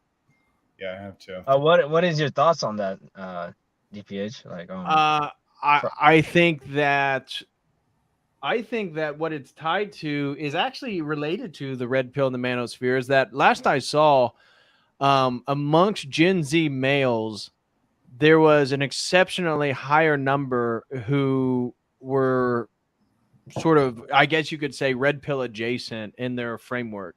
And Mhm. so I think Christianity and having a cross is almost tied to it. It's not that they're going to church. It's not that they're praying to Christ. It's not that they're diving deeper spiritually, but there's something about especially, let's just say it, if you're a white man in the West Mhm. and you're getting jacked with muscles and then you wear like your cross, it's like, in a way, it's part of the sort of red pill persona, if you will.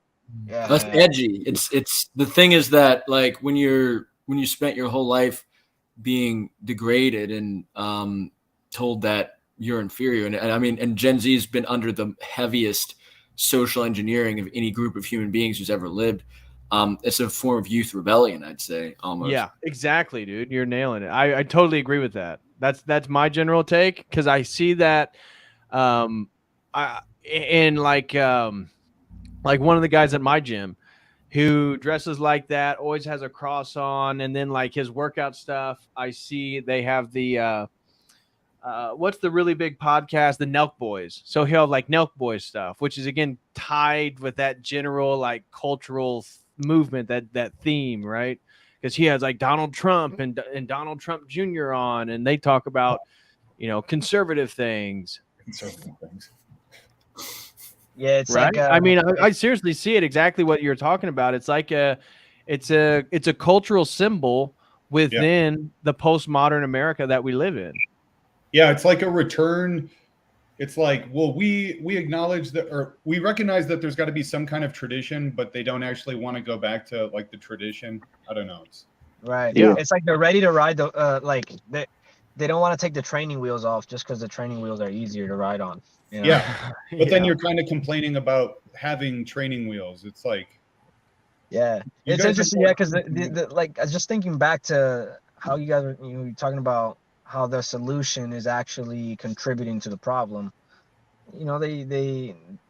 They refer to women as hoes if they have a high body count, but at the same time, 304s. Yep. yeah, but at the same time, being a high value man is sleeping with as much women as you can. So it's like, So it doesn't work mathematically. So what is going to? it's illogical. It's it's just silly. Right, and that was the thing that came out with on Tristan Tate, is he had these videos that you could probably still find if I went to search it, bragging about sleeping with virgin girls. So him and his brother are going on talking about hoes or not, don't be with a hoe, don't be with a promiscuous girl, don't be a girl that sleeps with a lot of people. And then they're going out of their way as men that aren't planning on committing to women for long-term relationships necessarily, sleeping with virgin girls. And it seems like, dude, isn't that like almost evil? Because it's like, you're so hypocritical. You're saying one thing and then you're contributing to them being the 304s and the hoes and the girls that have high body counts that you're complaining about. It's like you're literally creating the thing that you're complaining about. Yeah. And not only that, but that would mean that they would have to be pursuing younger and younger women. Well, yeah, they Well, talk that fits about in with 19, Islam, then. 19 to 23. 19, 23, 24 is what they're looking for. Aisha has entered the chat. Khadija has also entered the chat with a steel chair. Oh no. This guy. But no, it's so funny because Andrew Tate, he's creating other Andrew Tates that are going to Andrew Tate the girls he's trying to get. So it's like, if he's like trying to quote unquote help these guys, but he's just creating more guys that are going to act in a way that's going to create the women that he hates. And then the men are going to try and like pursue all of this, trying to get super rich and super ripped. But it's like the book of Ecclesiastes where it's like, oh, you got all these women, but then it becomes meaningless because you're not having any connection with them. You have all this money, but then you just purchase worldly things or expensive things. And then, the money doesn't mean anything. And then they ultimately come to the white pill. And then by then it might be too late for them. So it's just also really quickly about the culture thing. In America, we don't have necessarily a real culture. It's more of a consumer culture, which leads into the whole consumeristic thing with the crosses that they're wearing like as a joke or like as a style thing. And then they also don't have any sense of community or history with America because of the way that they're denigrating people that are like, oh, I don't think that America is horrible. Like my ancestors came here to this country and, you know, they try to have a good life and they succeeded. And then they call those people evil or like, oh, you're a horrible racist conservative, blah, blah, blah. And all you're doing is just pointing out, okay, maybe it's not perfect, but we have a history here. There's, you know, whether it's American history, but you also have the history of Christian culture, like what is, you know, how you should act, all that stuff. So just, Bro, Heritage America is being destroyed by all this, man. Like, how are people supposed to go forward and have families and reproduce and populate the country when this is the predominant thinking? Not just for men, but for women. Get what I can from the other person, right? And somebody mentioned like Solomon earlier. I was like, wasn't that guy brought to his knees by sexual promiscuity? Like, did he start giving it to pagan gods because of that? So, and the Bible's like full of stories like that, where guys couldn't they couldn't keep it in their pants. They screwed up and they ended up, what do you call it? Apostatizing from God. Yeah. Sexual weakness is always the death of man, whether it be Adam, whether it be David, whether it be Solomon, whether it be King Ahab, right? The Bible is filled with men that go against God when they are in a way led by their sexual passions. And I think that's the biggest weapon against men in the contemporary world. And that's why the manosphere basically is agreeing and recognizing that's the case, but then also telling men that their worth and their status as high value is tied to how many women they're able to have sex with. That's putting women back on the pedestal instead of worshiping God. Exactly. What's the point of that? Exactly. It's trying to take the women off the pedestal, and then it puts them back on by saying you need to then pursue sex with them all the time. I just want to add like something personal. Every time I put a woman on a pedestal, bad news. Or every time I try to like make them the center, bad news. They don't want that. They want you to be the leader. One guy I heard actually said it best. You got to be the priest, the provider, and the protector. And then they'll respect that. And then you'll have a good order in your relationship or marriage or household. And how can you do that without God in your life or following that? It's a godless society that doesn't follow that, and it's doomed. well, yeah, it's I not. totally agree. It's also where the Bible talks about, you know, constantly about humility and meekness. I mean, meekness is, for example, when it comes to the whole sexual stuff, it's like, can you say no to a hot woman that's like, oh, you're so hot, blah, blah, blah. And then you know that she's, you know, not someone that you want to be with long term. And you're thinking, oh, well, if we do this tonight, one time, like she's hot, but then you have to say no, because in the long term, obviously, you know, the Bible says, don't do that. So you got to listen to God because God knows better. And it's just a question of, are you able to say no to things that might satiate you temporarily because you realize the damage it does long term? And then the curious thing about this is that not a lot of people know this, what I'm about to say. And it's actually, I would say, sort of hidden about like a hidden thing in modern culture. This idea that like men are supposed to be ruled by their sexual passions. This is recent. A few hundred years ago, like if you go back to the Middle Ages or something like that, it was pretty much universally acknowledged that like people mostly believed that women had a higher libido than men back in the Middle Ages. And one reason for that is because of the fact that like men were, it was so important, such an important part of masculinity was self-control, the ability to be disciplined and be otherworldly and to be able to say no to these sorts of things, that it was generally assumed that men were actually less driven by their passions. And it's amazing how far like the male has fallen the last, like, say 800 years. Right. You know, and for the thumbnail, Prince Harry was the blue pill representation of for the thumbnail. So I wasn't claiming that Andrew Tate was red pilled, but using that as just for the thumbnail image. But you look at Prince Harry, I don't know if you saw the recent comings out, with the coronation of King Charles, that he was basically ostracized from his family. Nobody really talks to him. Everywhere he goes, he's like following his wife, Meghan. She dominates the attention. I guess the paparazzi in England said every time they find him out, he's sort of like cowering behind his wife and doesn't want photos to be taken. Meanwhile, his wife's like so out in the open, wanting the photos to be taken. And so this woman has totally wrecked his life. He's no longer part of the royal family. None of his family want anything to do with him. Apparently, all his friends from the military and stuff have totally, like separated from him. And all he has is the wife that he put on the pedestal. Getting back to what ABCA was talking about, is that's all he has now. And like he's totally and it won't be long disconnected himself from everything. Everything that gives him identity. Dumps him and moves on. Trust me. So go ahead. I I'm trying to remember- hear you. Go ahead. I remember seeing a video of Prince Harry pitching a position to, I think it was Disney, some higher up in Disney, for a voiceover role for Meghan, and he was just like, the CEO was like so visibly like disinterested that anybody with some like sort of social normativity, or at least just some somebody that can read a room would have known like, yo, he's not interested. And it's funny you say that, and it brings up that memory of him just simping for his girl in that way, and like making an ass of himself for his wife. Right.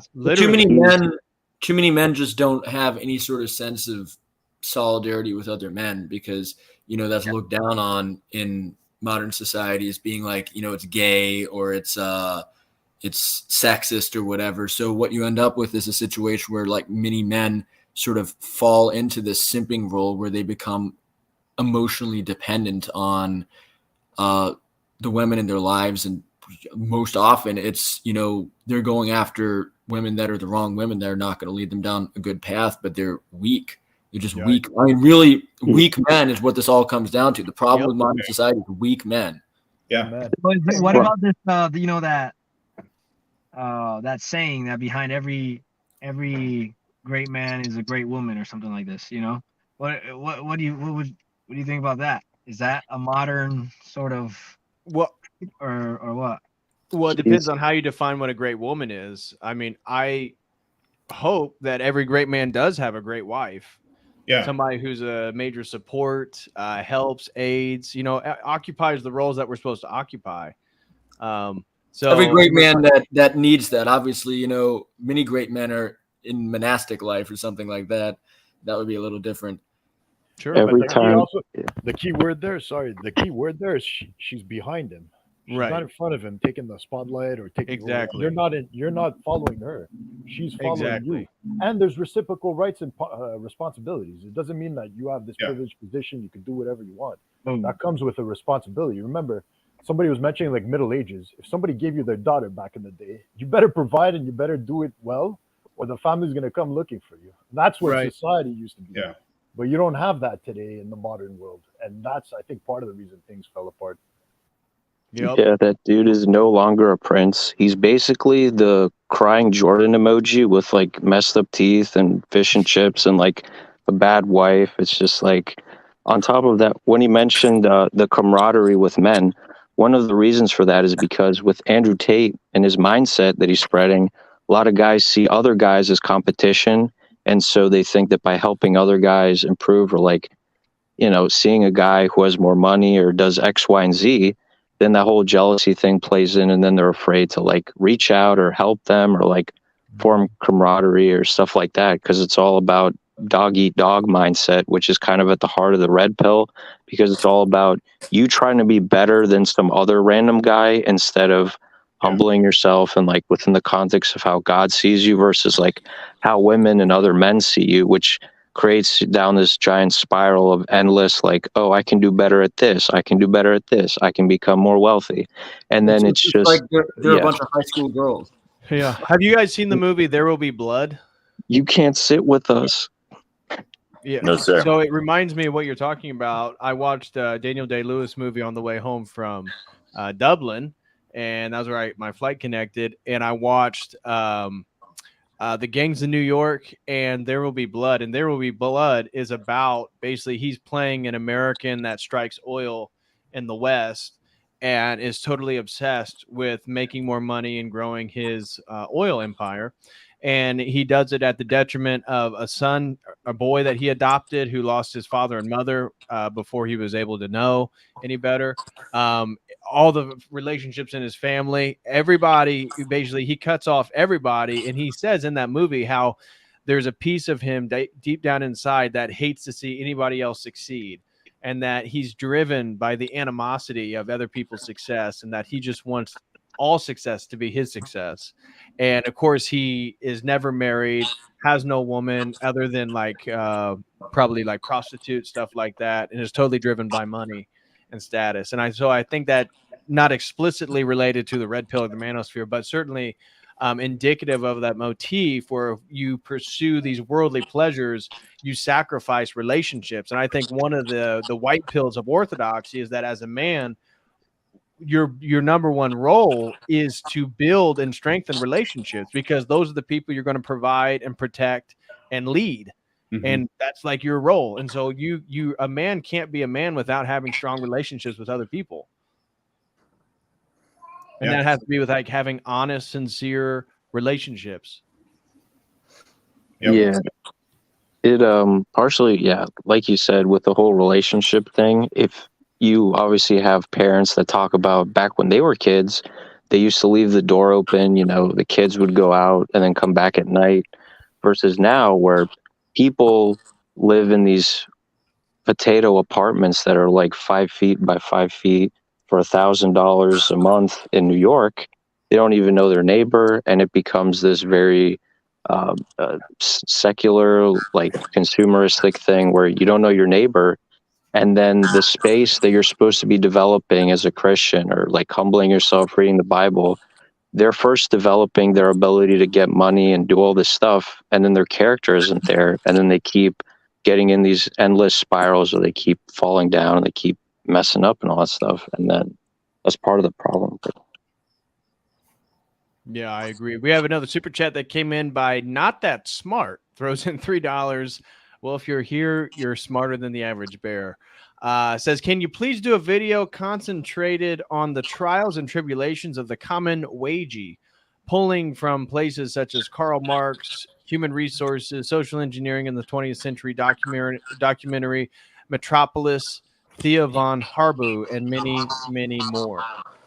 Well, keep that in mind. Not That Smart. Thank you so much for the $3 super chat. And we had another one come in from L2A's 199, says, highly recommend Father Josiah How to Treat Women video. She put that in on YouTube over here. Highly recommend Father Josiah Trina's How to Treat a Woman video. We'll definitely check that out, anybody watching. And then we had another super chat come in from Circle G, throws in $5, says, I keep having to pause to listen to my wife or interact with my $2. I am the high value male that you're looking for. Laughy faces. But you are, sir. Again, from an Orthodox perspective, family. That is the measurement of a man. And if he chooses not to move the family path, it's monasticism. A man has to devote himself to a higher cause, be it the family, be it tradition, be it God in both cases. But I think you look at what, I quote tweeted Rolo and got into it with James Lindsay for all the gay LGB stuff he's promoting, and his ridiculous criticisms of Christianity makes no sense. But I tweeted or quote tweeted Rolo about like, what exactly are you passing on to your children? Now, he doesn't have a son, he has a daughter, and I believe that's the only child he has. But like this whole manosphere thing, it's all relative. What a high value man, like with the clip that I showed of Destiny and Sneeko, there is no quote unquote, like, what do you do to become a high value? Well, not have a family and have a vasectomy. Well, then he says, well, for some people, being high value means having a family and being married and having a lot of kids. Well, which one is it? Those are two. And you see that his whole thing of what a high value is totally contextualized based on like what social circumstance you're in. But that's not what a high value man is, because a high value man, a real man who's really masculine, doesn't change in the social circumstance. So if he's highly moral, he doesn't change when he gets in a different social circumstance where maybe being more amoral would benefit his social status. But the fact that he doesn't change and he has a tradition, he has a moral structure, he has principles and beliefs that he stands on, I think that's one of the biggest things that to me makes a man. And especially whether you're high value or whatever, low value, but you can't be a man until you have principles that you're willing to defend. Yeah. So these guys don't have principles they're willing to defend other than their own reputation and their ideas that they put out in the world. That's it. Those. Oh wait, what was it? Those. What you do unto the least of. What you do unto the least of me, you have done unto me. I'm sorry, I messed up that quote, but Not what you that's do to the basically least of my what. Yeah. brothers, so you did unto me. And this is why secular society is doomed to fail. I agree. This is why Michael Shermer and Steven Pinker's paradise is actually hell on earth. Well, their paradise was Epstein Island for both of them. Fair enough. They liked all the bright colors. It wasn't for the kids, we swear. Yeah. Out of curiosity, so what we're talking about here, this kind of behavior and then the worldview, it's self-corrective over a long enough time horizon because there's no fruit. So do you think going forward, you put your resources into like people that kind of get it, people that are involved in the church, and kind of accelerate the demise of the kind of like the people that aren't on the boat? Or how do you go about doing that? Or what would be your approach? If I was secular? Yeah, like do you spend any time trying to, like, I know some people that are kind of more in like the secular, like this MGTOW kind of thing, and I talk with them a little bit. Would you waste any of your resources, pretty much your time, trying to get them out of that, or do you kind of just let them self-correct on their own? Like, you got to come to this conclusion yourself. Right. The self-correction is going to lead to how they deal with sin, right? Eventually, and what I've noticed for a lot of the red pill guys that got into the orthodoxy sphere is the recognition of evil. Right. So it's like you're like, if you're James Lindsay and you're yelling about communism and cultural Marxism and critical theory, and then you're pro LGB, but not the TQ, all these Christians that are too radical on sexual morality, these guys are ridiculous. These are backwards people. It's like, well, where do you go? You're literally promoting the same values that you're fighting against in a really dumb worldview. If you are a MGTOW guy or a red pill guy, and eventually you're like, you know what, this great reset stuff is real. It's not just conspiracy theory. Well, then why is there a great reset? Why do they want to divide the world into 10 regions? Why do they want to take away your economic and, ability to move geographically on the planet? Maybe there's a real control mechanism. Why would they want to? And then you eventually get to the real, maybe we are ruled by satanic pedophiles. Why would they want to do that? Maybe there is a spiritual reality to all this stuff. And then I think it's so much easier for all of us who are like way over here in the white pill sphere, if you want to use this terminology, you can really help a person that's gone down the conspiracy rabbit holes and connected some of the evils of the world. Somebody who's really just has animosity towards women, it's going to be really difficult for you to get them in your sphere, because the bridge is just that their own emotional experience and damage against women. And so they're going to be sort of vengeful towards the women, and they're going to be thinking more in this manosphere type of like the utility of becoming high value and all this different stuff. And this is going to have to be my last comment, because I actually have to bow out after this. But I think the number one thing that one needs to keep in mind is because really I could say this is, I don't know about anybody else here, but I could say this for myself, having sort of over the last 10 years of my life walked myself out of the secular academic mindset and into a spiritual one. Yeah. Is that one thing that you notice is that really one of the fundamental disconnects between somebody that believes in God and believes in Christianity and somebody that doesn't is this notion of intrinsic sort of value to human beings. That like if you are operating in a secular paradigm, then we're all just meat puppets and we're all just products of random chemical processes, and other human beings really don't have any value. And this is a great point why so many in the manosphere are okay with abortion. Like I don't mean to interrupt you, I want you to keep going, but I think adding to your point, that's why people like Rolo or these people, you know, some of these guys, they're okay with abortion. Why? Because one, they don't value human life as intrinsically good. And, well, if you get the girl pregnant, just get an abortion. Yeah. They don't realize that they were once that sperm. So it's like they just see other guys as a burden because they have such narcissism where it's like, oh, these women are doing all these abortions because they see that you're using them for just sex and not being a leader or having any morals. And then they don't trust you. And then they divorce them. And then they're like, oh man, all women are the same. When it's just like, stop being a dingleberry and like just, you know, read the Bible. They're making it so complicated. It's like, okay, so now you talk to a girl, you gotta think like, okay, how can I emotionally stimulate her? It's just like, or you could just, because women pick up on guys' energy, so it's just like, or you could just, you know, be more humble, and then you don't even have to say anything, and then the woman's gonna approach you, and then they're like, what? How does that work? It's like, just try it. I don't think they realize. I don't think these like PUA guys realize that like women are actually pretty good at smelling bullshit. Right. Exactly. Well, and how many of you guys want to marry a chick that you like create a fake story to tell Yeah. her that adds all the social value and status that you're looking for? You got to nag her, so you got to make sure that you don't compliment her. You know, say something negative the first 2 or 3 times, and then compliment. Like, That's like you wanna walking go a through the tightrope process- for the rest of your life. Yeah, and then she falls for it, and she's with you. Like, that's who you're gonna marry? No. Like, that's why I think, again, as Orthodox, and how glory to God, I've met the girl I'm with and my fiance, is like being totally honest, doing the exact opposite. Like, just being straightforward about where you're going, what you're doing, what you expect, what you want. And if they're on board, they're on board. If not, then they're not. But trying to like, because they like, I remember Mystery and like the book, The Game, like they would advocate guys like, well, just come up with a fake story. It doesn't have to be a real story, but a story where you're out with your friends, or you do this and you meet this person, and it shows how high your social status is and how good you are and how much money. It's like, you want to lie to women to like lure them into some relation. Dude, it's retarded. It's absolutely a dead end. As somebody said, the manosphere is a cultural dead end, but the momentum moving towards it is all real. Like, it's addressed, as Patrick was saying, all the grievances are totally real. Yeah. On the grievances being real, it's not directly related to the manosphere, but it definitely would incorporate some of the, I guess, people within it. How does Orthodoxy work with like ethno-nationalism or those kind of flavors?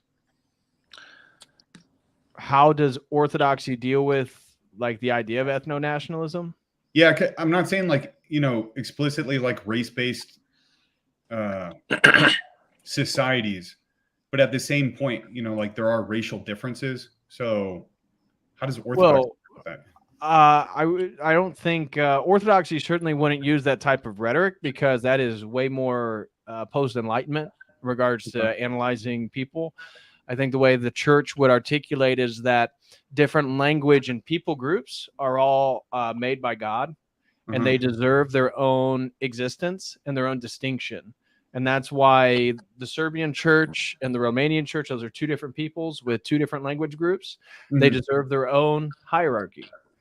And so Uganda is becoming Orthodox. They're getting their own hierarchy of people like them that are cultural, speak the same language, of the same ethnicity. So Orthodoxy would say all unity comes in Christ.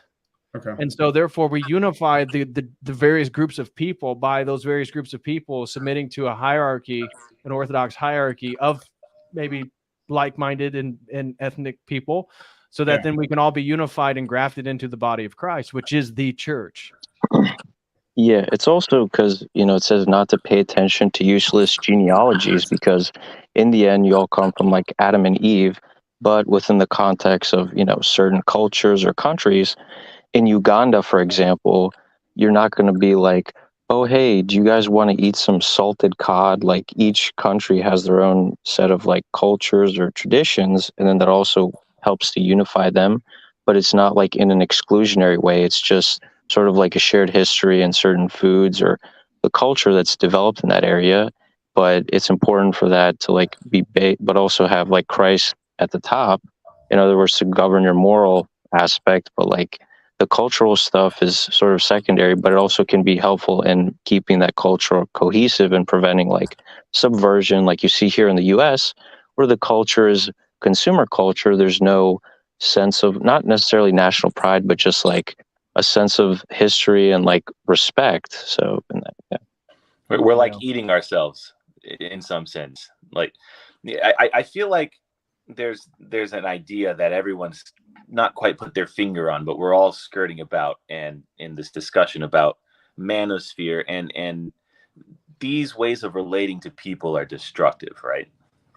And relating to women is destructive, and it's destructive to family, it's destructive to society. It's these concentric circles. And the orthodoxy is like the antidote to that within ourselves. And so, but on the political side, to your question on ethno-nationalism, it's almost like, and to the red pill idea too, this is the danger of the secular red pill, right? Is that it's divorced from God, it's divorced from reason with a capital R, it's divorced from truth, and because of that, it can split off into fascism, to Nazism, and that really is the experience of the 20th century. Right. And so, but it's that same exact principle that is at work in the individual who destroys himself, who destroys his family, who destroys his job, and then it's on this. I won't go on. The atomized You're on a man. great point. Yeah, he just wants to cut off everything. He's pissed off at the world. A girl broke his heart, or what DPH was saying earlier. Now I'm starting to become red pilled about politics and history and the narrative of what they told me. Instead of going down the path to orthodoxy, well, now I could be led down the path to red pill and freaks like, what's his name, Andrew Tate or whatever. These guys wouldn't have even been, nobody would have listened to them 20 years ago. And now they have a platform because the situation's gone so bad and people are starting to wake up, quote unquote, but they're being led down the wrong path. And surprise, surprise, his dad was involved in intelligence agency. I think I just found out earlier listening to DPH, the guy from what were you saying, that podcast, Fresh and Fit? Fresh and Fit, yeah. He's a Fed too. Like, give me a break. He's former FBI agent. Admittedly, that's according to him. That was his job before the podcast. It's ugliest FBI agent. It's a psyop. Yeah, it might have legitimate grievances, but men are being led down a bad road instead of going down the right road to orthodoxy. Somebody.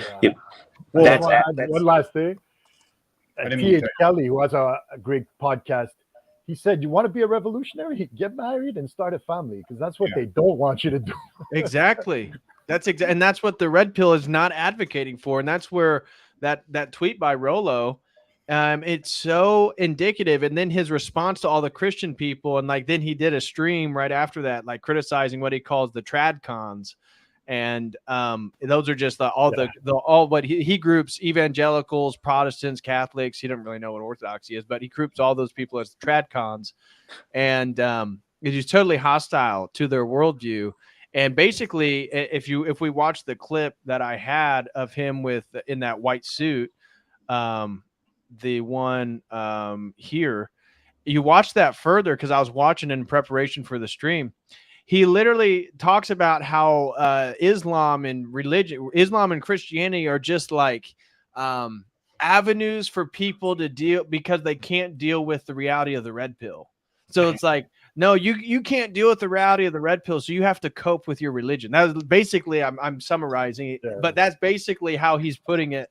And so the trad cons, as he says, whether Christian or Muslim, they just can't deal with it. They can't deal with the reality of it. And so they have to revert back to their tradition. But this dude, again, he posits himself as an intellectual, and his epistemology is relativism. And so it's a total, it's a totally self-defeating worldview that he just has no idea that he's promoting. He needs this, man. Yeah. Exactly. Real intellectuals that think that are actually smart realize how little they know, and he wouldn't actually be bragging. So it's like defeats this whole argument. Let me add to that. You know what it says in the Bible about leading the little ones astray? So think of that spiritually and mentally for all the young men that are listening to this. Bro, these guys, they better repent, and they better repent quick, because their judgment is going to be harsh, especially if they're leading people down a bad road. Yeah, the That's little true. ones also include Joe Rogan, but anyways. Yeah, it's true. Super chat came in again from Coachella Roots. Shout out to Coachella Roots for supporting the stream today. Throws in $7.77 and says, "What tipped me off to the red pill is how hard the YouTube algorithm pushed it. Given that masculinity is under attack by the powers that be, it seems strange to me that they would be promoting channels that focused on quote unquote male empowerment." Great point there by Coachella Roots. You guys want to chime into that? Because it's true. Now, Andrew Tate, he was getting promoted by the algorithm by everybody posting his stuff, and he basically had a scheme where that you were getting paid, I think, $50 a day or something to put clips and videos out of him.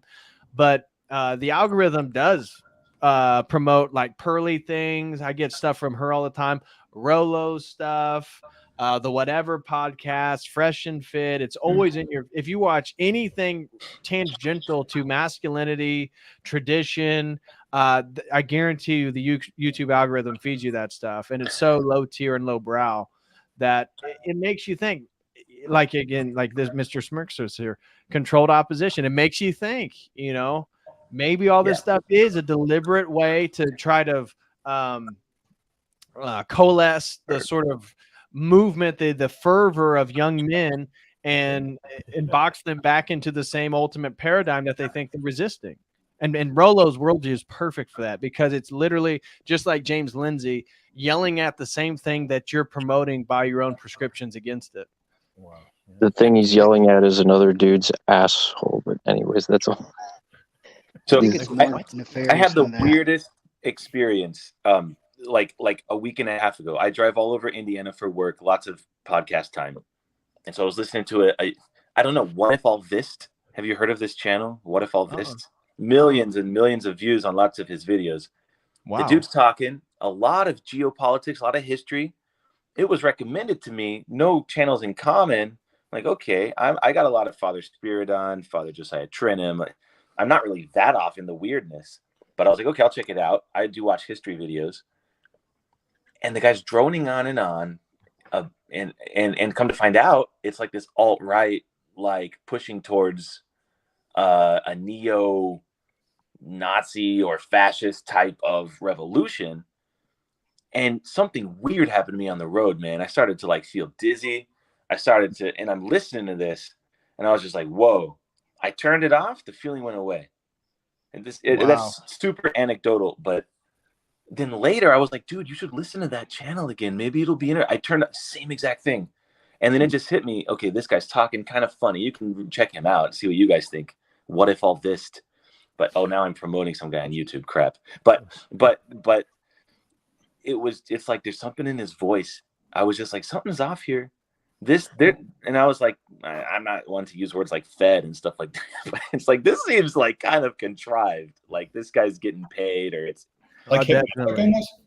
It probably is a deliberate psyop, and I want to say that, somebody says that they think Pearly things or Pearl is a psyop. I don't know about that. I know that she's had Rachel Wilson on, so I know the Wilsons, and they're great people.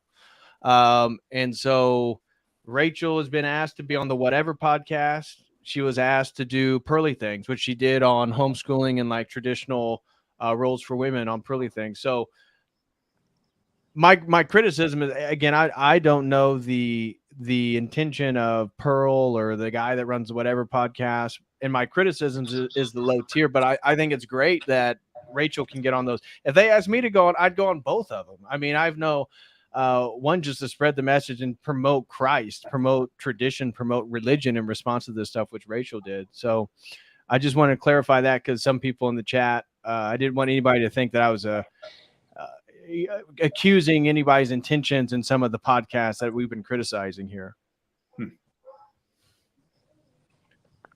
I think algorithmically it's more nefarious than that, to where if you start going down the rabbit holes, especially for me, because the red pill was initially political, you start going down those rabbit holes, but then you get to a point where you realize it is a white pill, and you start turning to Christ, and you start acknowledging those. You have to come to the realization that what's the word that I'm looking for? That the competing preferences model of it all is completely irrational and illogical, and then you have to start making hard choices. But then as you start doing that, I've noticed that the algorithms start pushing you back towards the normal, normal Overton window. Like, oh, you watch something having to do with orthodoxy. How about Pints of Aquinas? Oh, you watch something critiquing this or that. How about Ben Shapiro? Or you started looking at this or, something tangential to Father Josiah Trenum or his ministry. How about Dennis Prager and PragerU? It's always Right. this reach to get you back into the Overton window of what's acceptable in terms of modern Christianity. And then one thing that I get frustrated with is when we talk about masculinity. I'm a father. I'm also a veteran. I take care of my family. I love being a dad. But when we talk about masculinity, like you say, we're the walls protecting the jewels, and the jewels are our families, right? Well, Right. then I like that one thing. He said it a long time ago. I'm not a Jordan Peterson guy, but he said to be meek, according to the old interpretation, was to be ferocity under control, according to what they used to say about war horses in ancient armies. And as a veteran, I've always really loved that idea, to where you should be dangerous, and not in the Joe Rogan sense, but you should know how to defend yourself and your family and provide. And there's a holy way to go about that. And first, it starts with struggling inside, struggling internally, struggling against your sin, and struggling against the things that you do battle with. And then I think as you progress along that, you can actually start doing battle with what you see around you locally to protect those jewels, because you're the walls. Right. Yeah. Definitely agree with Real that. manosphere talk. Yeah, with a lot of the like what you're talking about with the whole being the walls to the jewels to the castle, it's also when you talk about spiritual struggles, a lot of young guys, they don't focus on spiritual struggles early. So it's almost like earlier in life, it's almost like small speed bumps with the spiritual stuff when you try and get at it early, because your brain is more absorbent of information. What happens is when you're young now, especially in America, everything is about, oh, how do I make a bunch of friends? How do I get likes on TikTok? How do I do all this stuff? And then their brain gets fried. And then when you get older and you have all the spiritual stuff hit you at once, which is what's really wrecking a lot of guys, and then they don't have that capacity to become that castle wall because the foundation wasn't built beforehand. So then you're trying to build the foundation all at once, at one time, with the combination of financial struggles and trying to get through life and all that stuff. So. And you really see how nefarious it is when you think about there's this patristic analogy of a forest. A sapling is easy to yank out, but it grows up and then it's a big old tree. You got to chop it out, and that's the passions, right?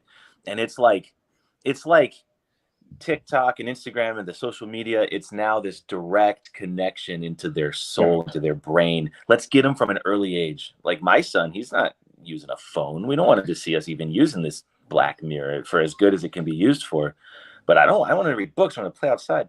They want to plug right in, and it's sickening and it's disheartening. And we have to pray for the children, Right. and for ourselves, because it's crazy.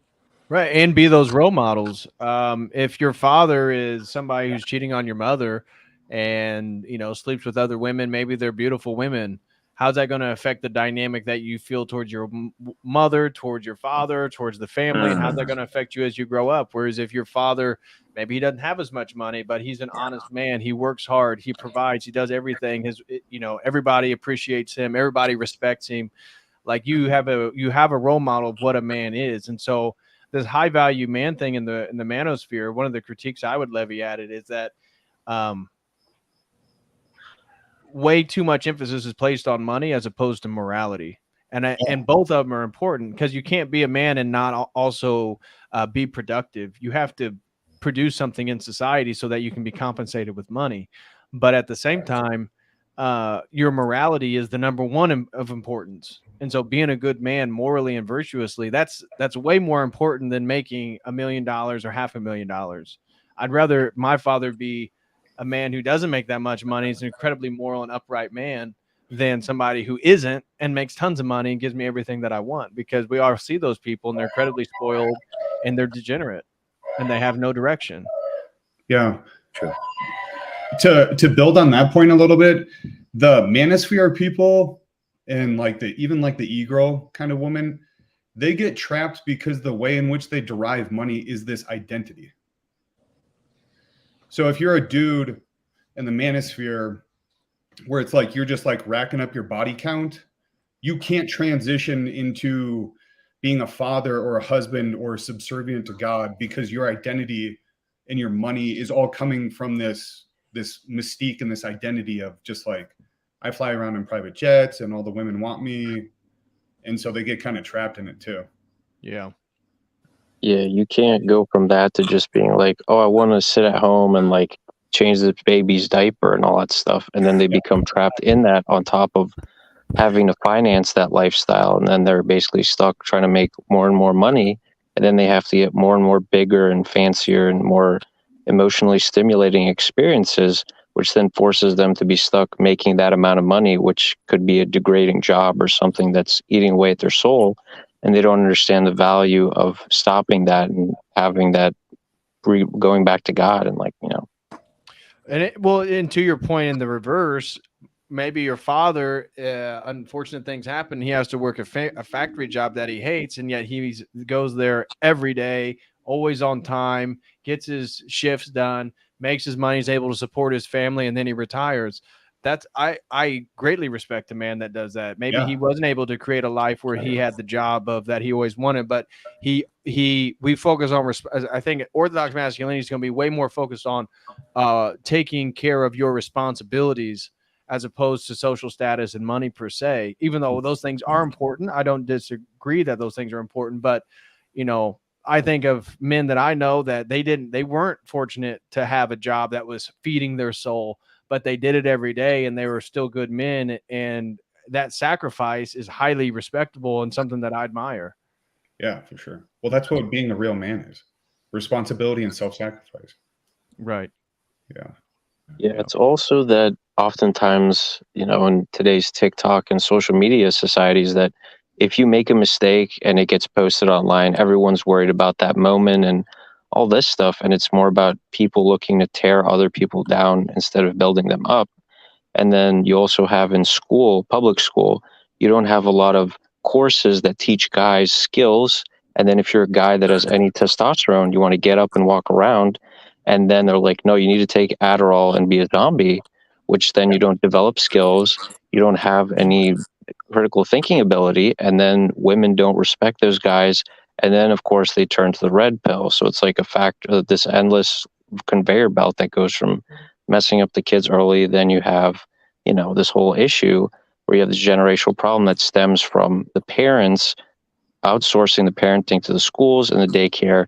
Then the daycare, the schools not teaching the kids, giving them drugs. Then the kids hate the parents, internalize that. Then if the parents are Christian, that's even worse, because then they internalize that same hate that they have towards them, towards God. And then it's like a whole thing. So yeah, I totally agree with that. Well, gentlemen, I'm getting ready to wrap up the stream. I want to appreciate all you guys joining. I want to give some special shout outs to all the super chatters real quick. Special shout out to Frankie D. Special shout out to Finlay Bennett. Special shout out to Inbound Clicks. Sarah from Goose for becoming a member again here to the site. L2A Circle G. Also a special shout out to Dr. Vagisil, who's here with us. Coachella Roots.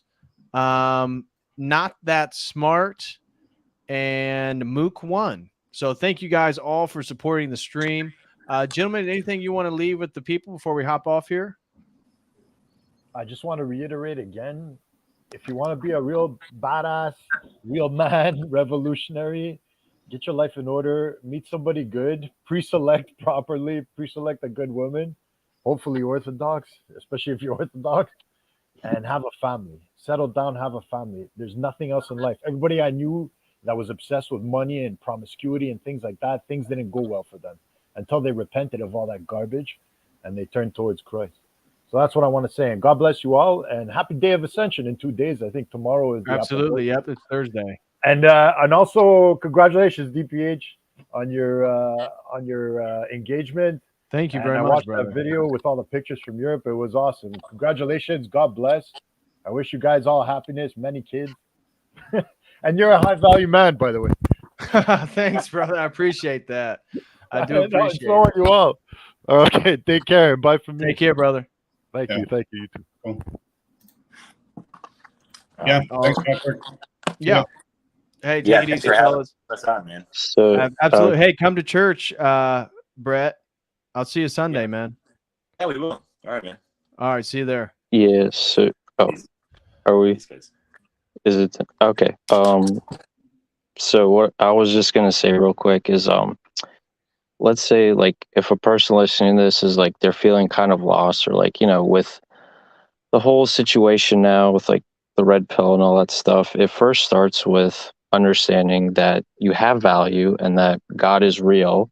It's like, okay, well then if God's real, like who is Jesus, all this other stuff, and then getting in touch with like, okay, if the Bible is real, then what happened between the time that Jesus ascended and the church compiled the Bible? And then it's like, okay, well, it's probably orthodoxy. And then what does orthodoxy teach?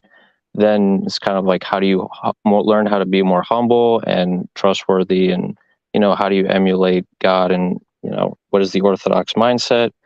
And then you kind of get into like all the other stuff, like with money, and then actually finding women to vet and then doing it properly and not like in the context of like, oh no, if I don't talk to this woman, it's like the end of the world. Just think about, is this woman Proverbs woman, like, does she actually, fit what you want? And if not, then you either have to walk away or, work on yourself within the biblical context, and then just, don't despair and like help others and like, try and work on loving your enemies, which is very hard. Like I've had, trying to work on that as well, but it's just a process and just one step at a time. And if you mess up, you just get back up. Like it says, the righteous man falls down 7 times, but he gets back up, and just keep going. Yep.